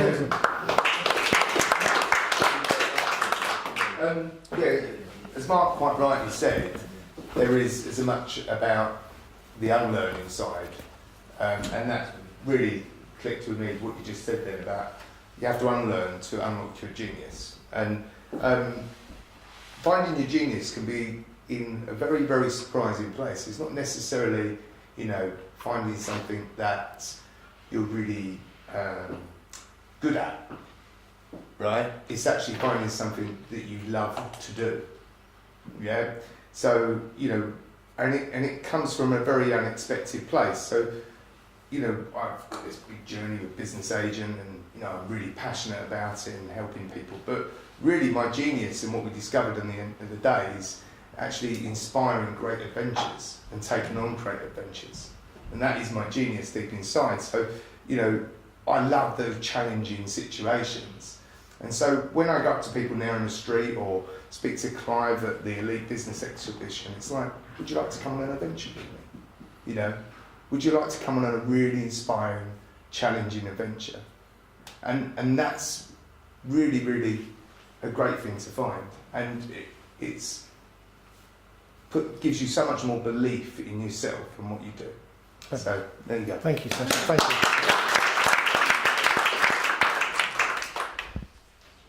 We covered everyone, haven't we? So I can get on. Okay, right. So fantastic. So I'm going to move on. So every well, I don't know about every month, but for now we've got a theme where I do a little bit of sharing. Yeah. Good point. Well done. The next date for the Be Inspired programme is the 23rd of May. And if you are a collaborator, you get a collaborator's deal. The programme is £169. God, how can I forget that? Well done. Well, save the day. The programme is £169. For collaborators, it's £99. And for our friends and family or people within your business, if they use gift 40, you get £40 off. So it makes it £129. So really, it's the cost is not too prohibitive. We want to let as many people participate in the programme. Can I just challenge that word cost and say it's not cost, it's an investment. Where can you book it? Quite close to save my life. Right, you're right. Communication problem. So if you go to the website BeCollaboration.com, go to the Be Inspired page, all the information is there, all the dates, times. There's a video of me explaining it deeper, and also there's a lot of video of people who did the first programme sharing their experience of the Be Inspired programme. If I've got everything, I've covered everything. And if you pick up these blue Be Inspired little things, all the information's there as well. Okay? Where is it? It's going to be, well, we haven't actually, it's probably going to be here. Okay. Probably. We've kind of booked the venue provisionally, but we're working on small numbers at the moment, but if that changes, we may need a bigger venue. So that's some of the things we're considering. Okay, any other questions on the Be Inspired programme? Great, right, so I am going to talk to you about now about something that's emerging, and kind of it's the more deeper conversation about what's happening there? It's all right. Is that? You know, on and off. Okay, all right. So it's about the an emerging future. Okay. So what I want to do is I want to kind of engage you into thinking more, and maybe feeling some of this conversation. So we've given you a lot of information, and the big collaboration meetings are generally like this. We do pack a lot in. So sometimes you've got to go away, think things through, consider them. I've been talking from day one with Jill about spiral dynamics. Who is familiar with spiral dynamics? Yeah. Oh, great. But yeah, not surprised, Sheila. And spiral dynamics, we talk within the Be Collaboration vision and mission statement about raising consciousness. And that doesn't mean we raise your consciousness necessarily. It does include us. So when we first started talking about Be Collaboration, this notion of bringing people together, sharing our wisdom, sharing our ideas, creating possibilities, supporting, all the things that I think you guys are starting to see about this. I started talking about one of the things that one of the disciplines, I feel like the understandings of spiral dynamics for me really unlocked something. So essentially what spirals are saying is that there are different levels of consciousness. And it looks like this. So this is about a 70,000 year spiral. And it starts off with very archaic, survivalistic type of mentality. But I'm going to kind of break it down a little bit more. So that's what the spiral looks like. And then I'm going to give this out now so we can look at it. So this is not a rah-rah conversation. This is more of a take it away. And yeah, I'll just give you something. I hope I've got enough for everyone. If you haven't, I can definitely make that form available. Can I have one? Right, so, and again, I'm not a spiral dynamics trainer. I've just been reading it for about 5 years, engaging in it. Part of the way we source the conversations we're having within Be Collaboration have definitely been, some of them have been influenced and shaped by this model. And there's something to look at here. There's this there's what we call the first tier, which goes up to the green layer. This is the first tier, and then they call this the second tier. And this is the work of Claire Graves. And Claire Graves has passed away now, but Don Beck is carrying on his work. So you can go look this up and do your own research on it and get your own understanding. But essentially the basic fundamental layer of survival for humanity is in the beige layer. So it's about survivalistic. It's about survival. It's about making it. Live, actually living into it. Living it, not dying type of thing, So it's about food. It's about procreation. It's about warmth. It's about the basic requirements of human existence. I remember reading one of the books or the audios, it's like, drug junkies or drug addicts can definitely spend a lot of time in there because you need something to live and survive by. And what I want you to do is take on just thinking about, it's not like that's gone in our lives, because there'll be a time when you may actually behave that way. You may be living from a survivalistic mindset in some area of your life. Right? The second one is kind of rites and rituals, taboos, tribes. It's animistic. It's like kindred spirits. It's about joining forces with others, starting to survive not as an individual but within groups. 3 is like the power of God's, like kind of impulsive. It's kind of, I know I've heard something about gangland style. There's kind of gangs and instant gratification and you kind of see it maybe in teenagers more. They're kind of quite independent and self-actualizing. It's the self is more interested in its own survival than the group say. It's about living through. The blue layer for me represents authority and discipline and living for later, especially around religious groups. So there's a religious layer, a righteous, like good and bad, right and wrong. And if you start to if you get more engaged in these principles, you start to hear the language in other people. Say things like, it's really wrong what they've done, and it's very righteous, it's very you kind of get a flavour. Jill was talking about the red and the yellows. This is another take on consciousness and the language that produces. It gets about tradition. Imagine things about tradition. You've invested a lot of time and effort into these traditions, and the new generation wants to change it. And given all the new changes that are coming, can you imagine how many people are kind of holding on to these things? The rules, the moralities, they live for later, they save. The new generation, they probably don't get a chance to save, do they? Latest, generation Y, is it? Y? Well, I don't even know anymore, I'm not keeping up with it, right? Now this is really interesting. So I think, can you all see the blue layer around? You can, can't you? You can pick up on it. The orange layer is very materialistic and consumerism, and it's about consumerism, success, image, growth. How many businesses and the government, and they talk about GDP and growth, and everybody wants growth, and the watch and the house and the car, and when you're talking to people, now I just talking to someone, I can get exactly. Most people you meet are probably in the orange or blue layer, in my experience. They're in that layer of consciousness, all wanting to survive and make it, or they're righteous. And then and the idea about the spiral for me is how do you communicate with people in a way that they can hear you? Like going back to what Jill was saying, how do you talk to a red? If you're all detailed and very slow, red's going to get bored with you. Narish, seriously, you want to be with entrepreneurs? A green cannot service entrepreneurs unless they up their game. Because they will think you're boring and talk down to them. You've got to talk their language. You've got to get into their world, right? And then green. The green layer was, from my understanding, the one way I heard this is, it's going back to I think Carl Sagan talks about this story when they set off one of the satellites and they turned it back to take a picture of the planet as it was disappearing. And they saw the pale blue dot. I mean, this may not be accurate. I'm not really that into accuracy, but you get the drift of it, right? At that point we realised that actually we're all part of one ecosystem. We're all on one organism on this planet Earth. You kind of wake up to actually, you know what? It's one planet, we're all on it, and there's all these limited resources, and look at what we're doing with them. So the current consumer model, business model, and it's really quite, business coaches or whoever's building a business, everyone wants to grow their business. And he kind of started asking, why do you want to grow your business? Why?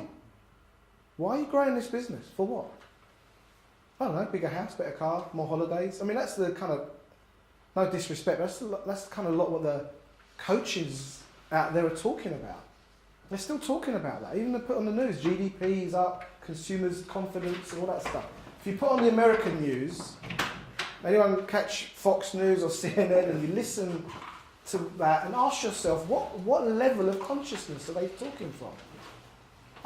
Does this make sense? Are you kind of getting it? So it's not a right or wrong. It's just my interpretation. I'm sharing it so you can kind of do your own work. Get the book, read it, do the audience, right?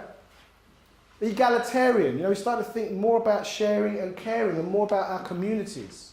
The green movement is pretty much in that consciousness. And all of that is first tier. Second tier is where things start getting really interesting for me. Where it's kind of ecological, it's natural, the system, self-principle, multiple realities. Like, it's not just one. One of the things we say in the V&M, in the vision and mission and BeCollaboration, we say, we're not out to prove a model. Jill didn't say that you're red and that's it, you've got to be, do you know? It's like, these are some things to think about. Now you know that, what are you going to do with it? Now you know that you probably lean towards yellow, how are you going to manage that? Now you know you might be operating within the green layer or the red layer or whatever. How are you going to deal with that? In terms of BeCollaboration, we've been really working hard to get ourselves up this layer, this yellow and turquoise layer. Now these are emerging consciousnesses. Emerging, you know when we say we don't know what we don't know about collaboration, we mean it. We're not saying that to make you feel good. Jill and I haven't got a clue. Especially me. Do we? We don't. Every day we say we don't know. Has anyone ever seen the picture of the first Apple Mac? The one? The wooden one with the keyboard on it. It looks like what? Typewriter. Because the paradigm was typewriter and they're creating something new inside of the old paradigm. What are you trying to create that's new inside an old paradigm? You know what Mark so generously said, it's what you unlearn to get to your genius in terms of the Be Inspired program. What you unlearn, what you have to give up. What part of the orange layer most people kind of I find in my life are operating in that layer. What part of the orange layer could you give up and choose another level? It's not like something we can do to you, because it wouldn't be your consciousness, would it? It would be something else. And I'm learning. I really feel like I'm learning, and we're learning together. And the name we put above the door is collaboration. We're learning with you, from you, and feeding that back in to raise what's possible. You know, a little bit of feedback. What are you guys hearing? What you notice? Actually, and then the turquoise layers are collective individualism, cosmic spirituality, earth changes. I don't really even know what that means.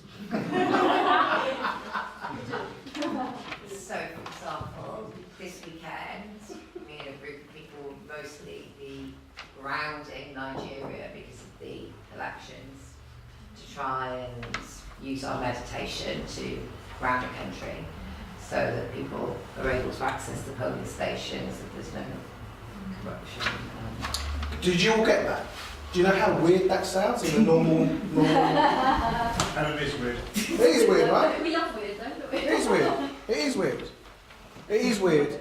And think about it. You know when those guys first started putting that wooden Apple Mac 1 together, and what was it, IBM said, well, there may be... Was it IBM? I don't know. Correct me if... Again, the accuracy... Yeah, maybe we'll sell 5 of these globally. You know? Thank you for that. Yeah.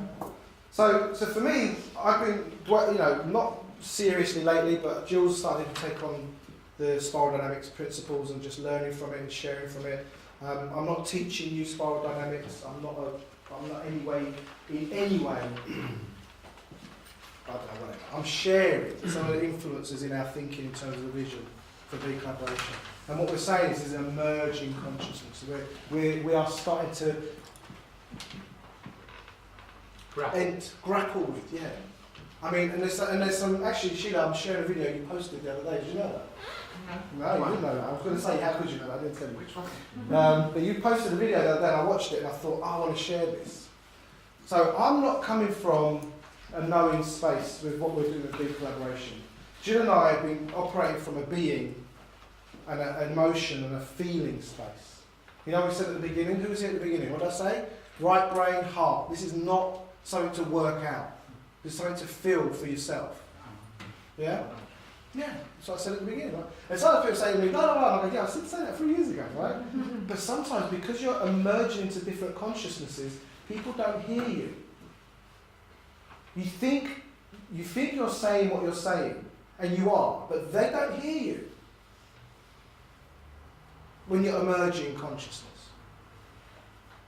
So for me, I thought rather than them hear me, maybe they can feel me, maybe they get my energy. How can I get my energy to experience my energy on the phone, in front of a room? And you felt something when we spoke the other day. I put money on it, because I did. Whose phone's buzzing? You. No, it's not. Anyway, it doesn't matter, right? Distraction. So I want to show this video briefly. How am I doing for time, Jill? I'm kind of getting there, aren't I? Okay, this is this. Okay. So this is a heart-driven conversation, and I want to share this with you. I want to thank Sheila for posting it. Sash, can you turn the volume up? Oh, yeah, sorry. Come on.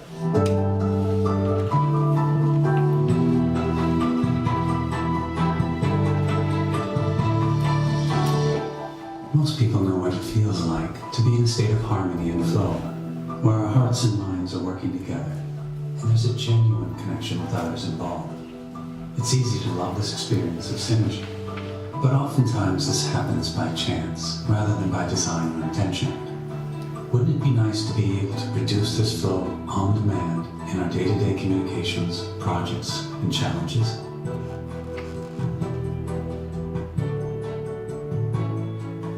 Research shows that when we shift into a coherent state, the heart and brain operate synergistically, like two systems that mesh into one. We can learn how to activate and sustain the synergy between the heart and brain and prevent stress-producing patterns, along with increasing our mental clarity and discernment capacity. When we do this, our creative solutions for personal, social, and global challenges become more accessible, providing us with more intuitive access and flow. Over the past 20 years, the Institute of Heart Math has produced coherence-building techniques that are intentionally simple and based on scientific research. Our mission theme is to simplify a process for intuitive connection to the soul's wisdom and guidance for unfolding who we truly are. New research suggests that our energetic or spiritual heart is an access point for our natural inner technology, the heart's intuitive intelligence, which can elevate our communications, decisions, and choices to a much higher level of effectiveness. One interesting finding from our research is that when people hold genuine core heart feelings such as appreciation or compassion, it naturally increases their heart coherence. We use the term energetics to refer to the systems that we can't see or touch. For example, our thoughts, emotions, and intuitions. The mind and heart feelings are energetic sources that underlie our thoughts and emotions. They're primary drivers of our biological systems and have a powerful influence on our behaviors, choices, and results. The intuitive energetic heart is what people have associated with their inner voice throughout history. From our perspective, the energetic heart communicates a steady stream of intuitive information to the mind and brain, which in most cases we only use a small percentage of, because our ego choices overrides the intuitive suggestion. Access to our heart's intuition varies among people, yet we all have it. As we learn to slow down our mind and attune to our deeper heart feelings, our natural intuitive connection can occur. Intuition is like energetic gold. Intuitive insights often unfold more understanding of ourselves, others, issues, and life than years of accumulated knowledge. That's why the state of coherence is rapidly gaining interest. In this state, more and more people are reporting increased access to their heart's intuitive guidance, realizing it's within them, and with a little practice, it's easier to access than they thought.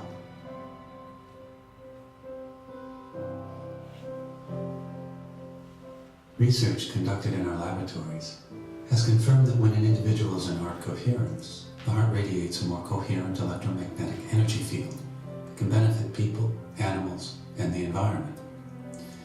A growing body of scientific evidence suggests that when there is coherent group cooperation, it results in increased flow, effectiveness, and the potential for higher outcomes.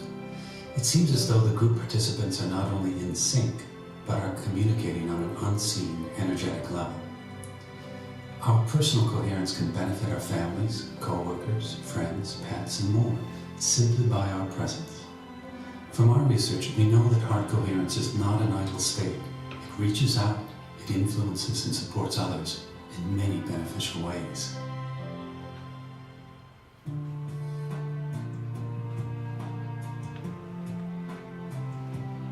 Scientific evidence provides support for a global field environment that connects all living systems and consciousness.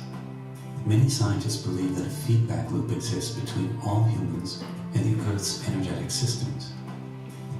We are working together with other initiatives to realize the increased effectiveness of collective intention and cooperation. There are growing numbers of organizations with tools and techniques that facilitate increased heart connection and collaboration with others. This evolves into a collective opening of the heart, which is a major step towards increasing social and global coherence. We call this heart-based living.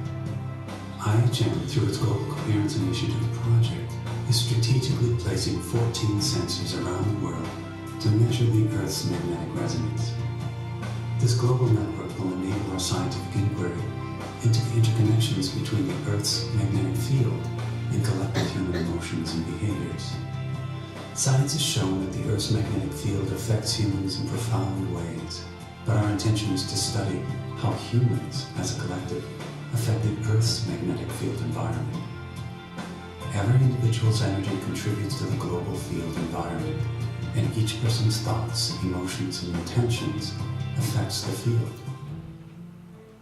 A first step in increasing the coherence of the field environment is for each individual to take responsibility for their own energy. We can do this by becoming more conscious of the thoughts, feelings, and attitudes that we are feeding the field each day.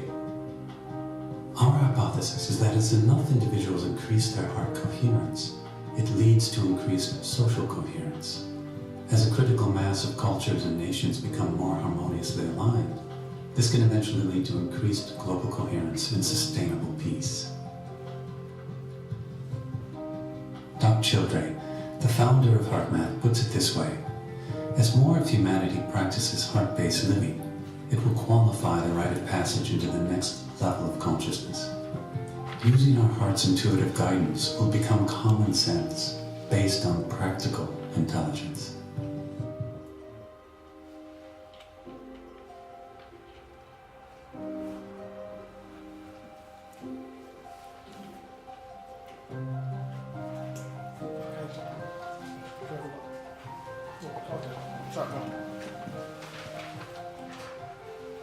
Close your eyes. That's I don't know how much discussion time we've got, but look, that really struck a chord with me. Just to share what struck a chord with me about that was that it was how we are impacting the planet, like from our own experience, and that is something we have complete, not about control, but we have a say.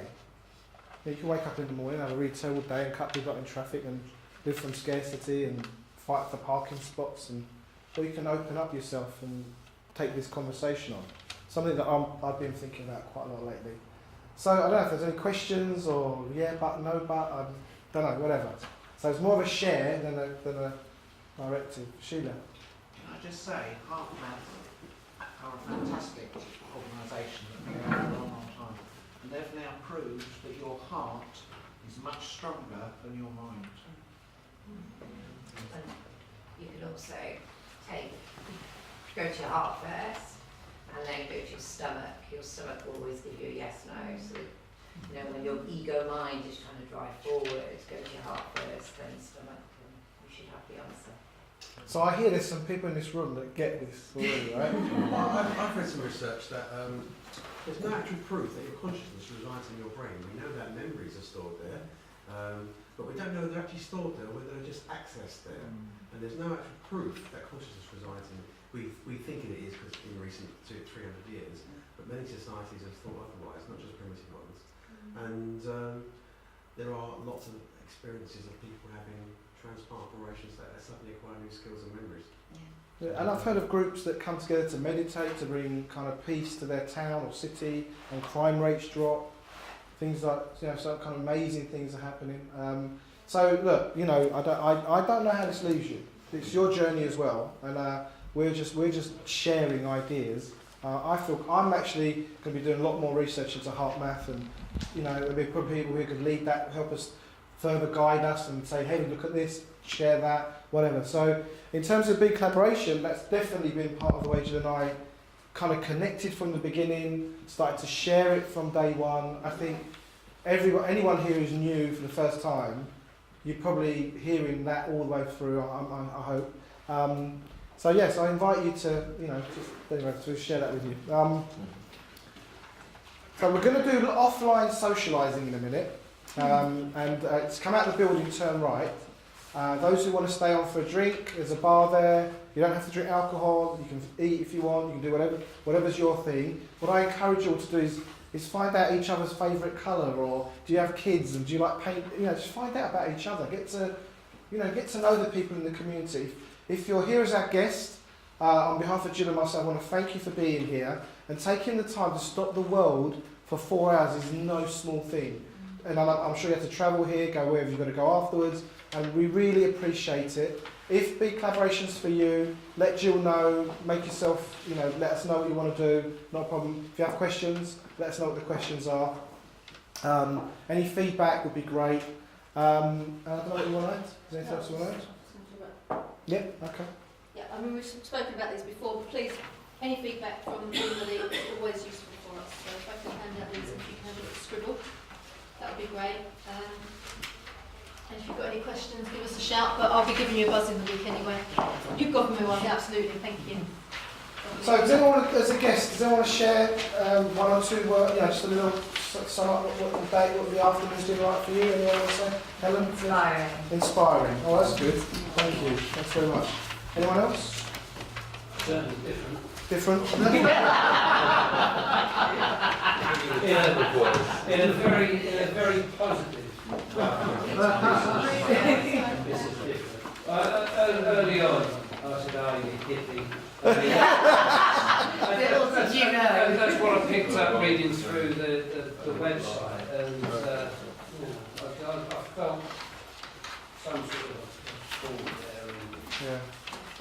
Might take you, you know. I mean, it's positive. Clive, I really appreciate it. On one phone call and one meeting with Sasha here, you know, we don't outwardly market for collaborators. We share it with people we think would kind of go, you know what, I can get into this conversation. So someone that's just walked through the door as a stranger, just walked into this space, I think you've been great. We can just really listen and get it. So thank you. Anyone else? Just to experience it or feedback? For me, Scott, thanks. When I met you last year, to be fair, Mark been going on about I should be coming to the last 4 months. But, I mean, I'm losing my touch if it's taking 4 months. I mean, still go, we talked about last week, and I said I still really don't get it, but I kind of feel I want to find out. So I was really conscious that I left everything that I'd read on your website on that in the road, you know, and try to be open and all that. And I think what's hit me is this, I've been looking. I think that's why I said to you, that I'm definitely going to join it, because I think for me, I've got some big visions that I know that are too big for me, and I'm quite happy to say I need some help. Otherwise, I ain't going to have that vision. And Mark has a couple of big visions that I want to sort of achieve. And I think to be able to surround yourself with experts and people that want to collaborate, rather than what I'm struggling when I've done that, trying to find people to join ventures and stuff like that. They're a little bit, well, what's in it for me? And I want people that. It's like the magazine button ages to get off the ground, because I wanted people to join it that wanted the same thing as I wanted for it, rather than what's in it for me. And I think I'll get a feel that's what it's all about. So. Yeah, fantastic. Thank you. Scott, Scott for that contribution. Well done, thank you. Thanks, Scott. collaborators. Come on, our veterans, anything you want to say to sum up? We're going to be finishing in about 5 minutes. Anything you want to say about today's collaborators meeting? How was it for you? Didn't they? They all look like naughty kids at the back. Teenagers in the classroom. Jackie, please. Yeah. I shouldn't be here today. I'm going on holiday on Sunday morning. No. The kids finish school today. I've got things up to here, and I pretty much say if I'm coming to anything, I need to make sure I get value to make it worth my while. And so many times, it's not just here. I go, I'm only going to go to this in my diary. It's a lot less hassle than saying no. Today was less so. I knew I might not be able to come, but I always intended to be here, and it was no big deal to get here in the end. I just went and put the world away, and every time I come I get value that I don't expect from talking to people, from connecting with people. Just anyone sitting near me, I'm flicking backwards and forwards in my notebooks. It's an idea for that project and that project and this project, and that gives me something for that. So, and I get that. The yellow in me probably gets that, but I get it every time. Thank you. Thanks very much. And Nick had something he wanted to quickly say. Quickly. Come to the front and tell us. Quick. Anyone else want to share while Nick's coming to the front? Please, Jessica. No. So I just come for an introductory today, and that the experience I'm left with is thought-provoking. It's been a fantastic community to to see some of the things offered, and thank you, Jackie, for inviting me, and Jill for following me up. And I've been finding that collaboration between heart and business is rare. It's something I've been looking for, so I'm really, really excited about that. And yes, definitely go to the bar and really. But thank you very much. You're welcome. It's a pleasure having you here. Listen, collaborators. That's why I go to the pub afterwards and the restaurant, just as everyone can say whatever it is to say. We really appreciate you. I'm going to give you a minute. Okay. Hello everybody, my name is Nick Malcolmson. I'm a positive psychologist and a coach. This was supposed to be the collaborators bit. Nara said to me, what's your psychology stuff? What are you doing? So I just thought I'll tell people what I'm doing. And part of what I do is I run something called Pub Psychology, where we run weekly sessions on different areas of psychology. I do it with a team, where we have the university lecturers, we have the ex-director of documentaries from ITV. Some things I've spoken on recently include habit change, pornography, and post-traumatic growth, which is how people grow from adversity and trauma. I haven't done much with BeCollaboration recently, so I'm kind of speaking, so I'm not quite sure where to hook in, but one project I have been collaborating with, actually my neighbour, who's a senior consultant at the Chelsea Westminster Hospital. She runs a team of emergency medicine doctors, and something called Pub EM, which is Pub Emergency Medicine, which is a lot of these doctors, they go through years of training and then they drop out, they go to Australia or they become GPs because they haven't got the psychological skills to manage that stress around them. So she thought, they don't want to be coached and they don't want to be patients, but she thought pub psychology, positive psychology might work. So we've started a series of talks for trainee doctors. Can you do me a favour? Can you share that on the BeColl Facebook page so people are aware of it? Because you don't really do that, do you? That's true. Oh, by the way, I just had a thought. Collaboration isn't just here. It's, you can take it away. That's cool. That's permission. That's very helpful. But if there are any other I'm looking for opportunities for pub psychology style interactions where the companies or places where it's engaging, it's debate driven, it's not we're teaching you, some of that, but it's So there we are. So thank you for share, and I want to connect and collaborate with you and others. Thank you. I'm loved up. I love you guys. This is a dream come true. Jill's a wonderful partner to be doing this with, and all the people that have been involved. There's many people that are not here because they live miles away and whatever, but we're growing. And I want to leave you one last thought. We've talked about a lot of inspiring things, but for me, it's really. Hold on a sec. I changed the order just before I started. I can't close. Right, to conclude, now this is what I want you to go home with, this thought. Because I'm all about that. Yeah. I'm all about that pizza. Come on, and pick up your chairs, put them away, we've got to go to the show. Thank you very much, everyone. Good luck.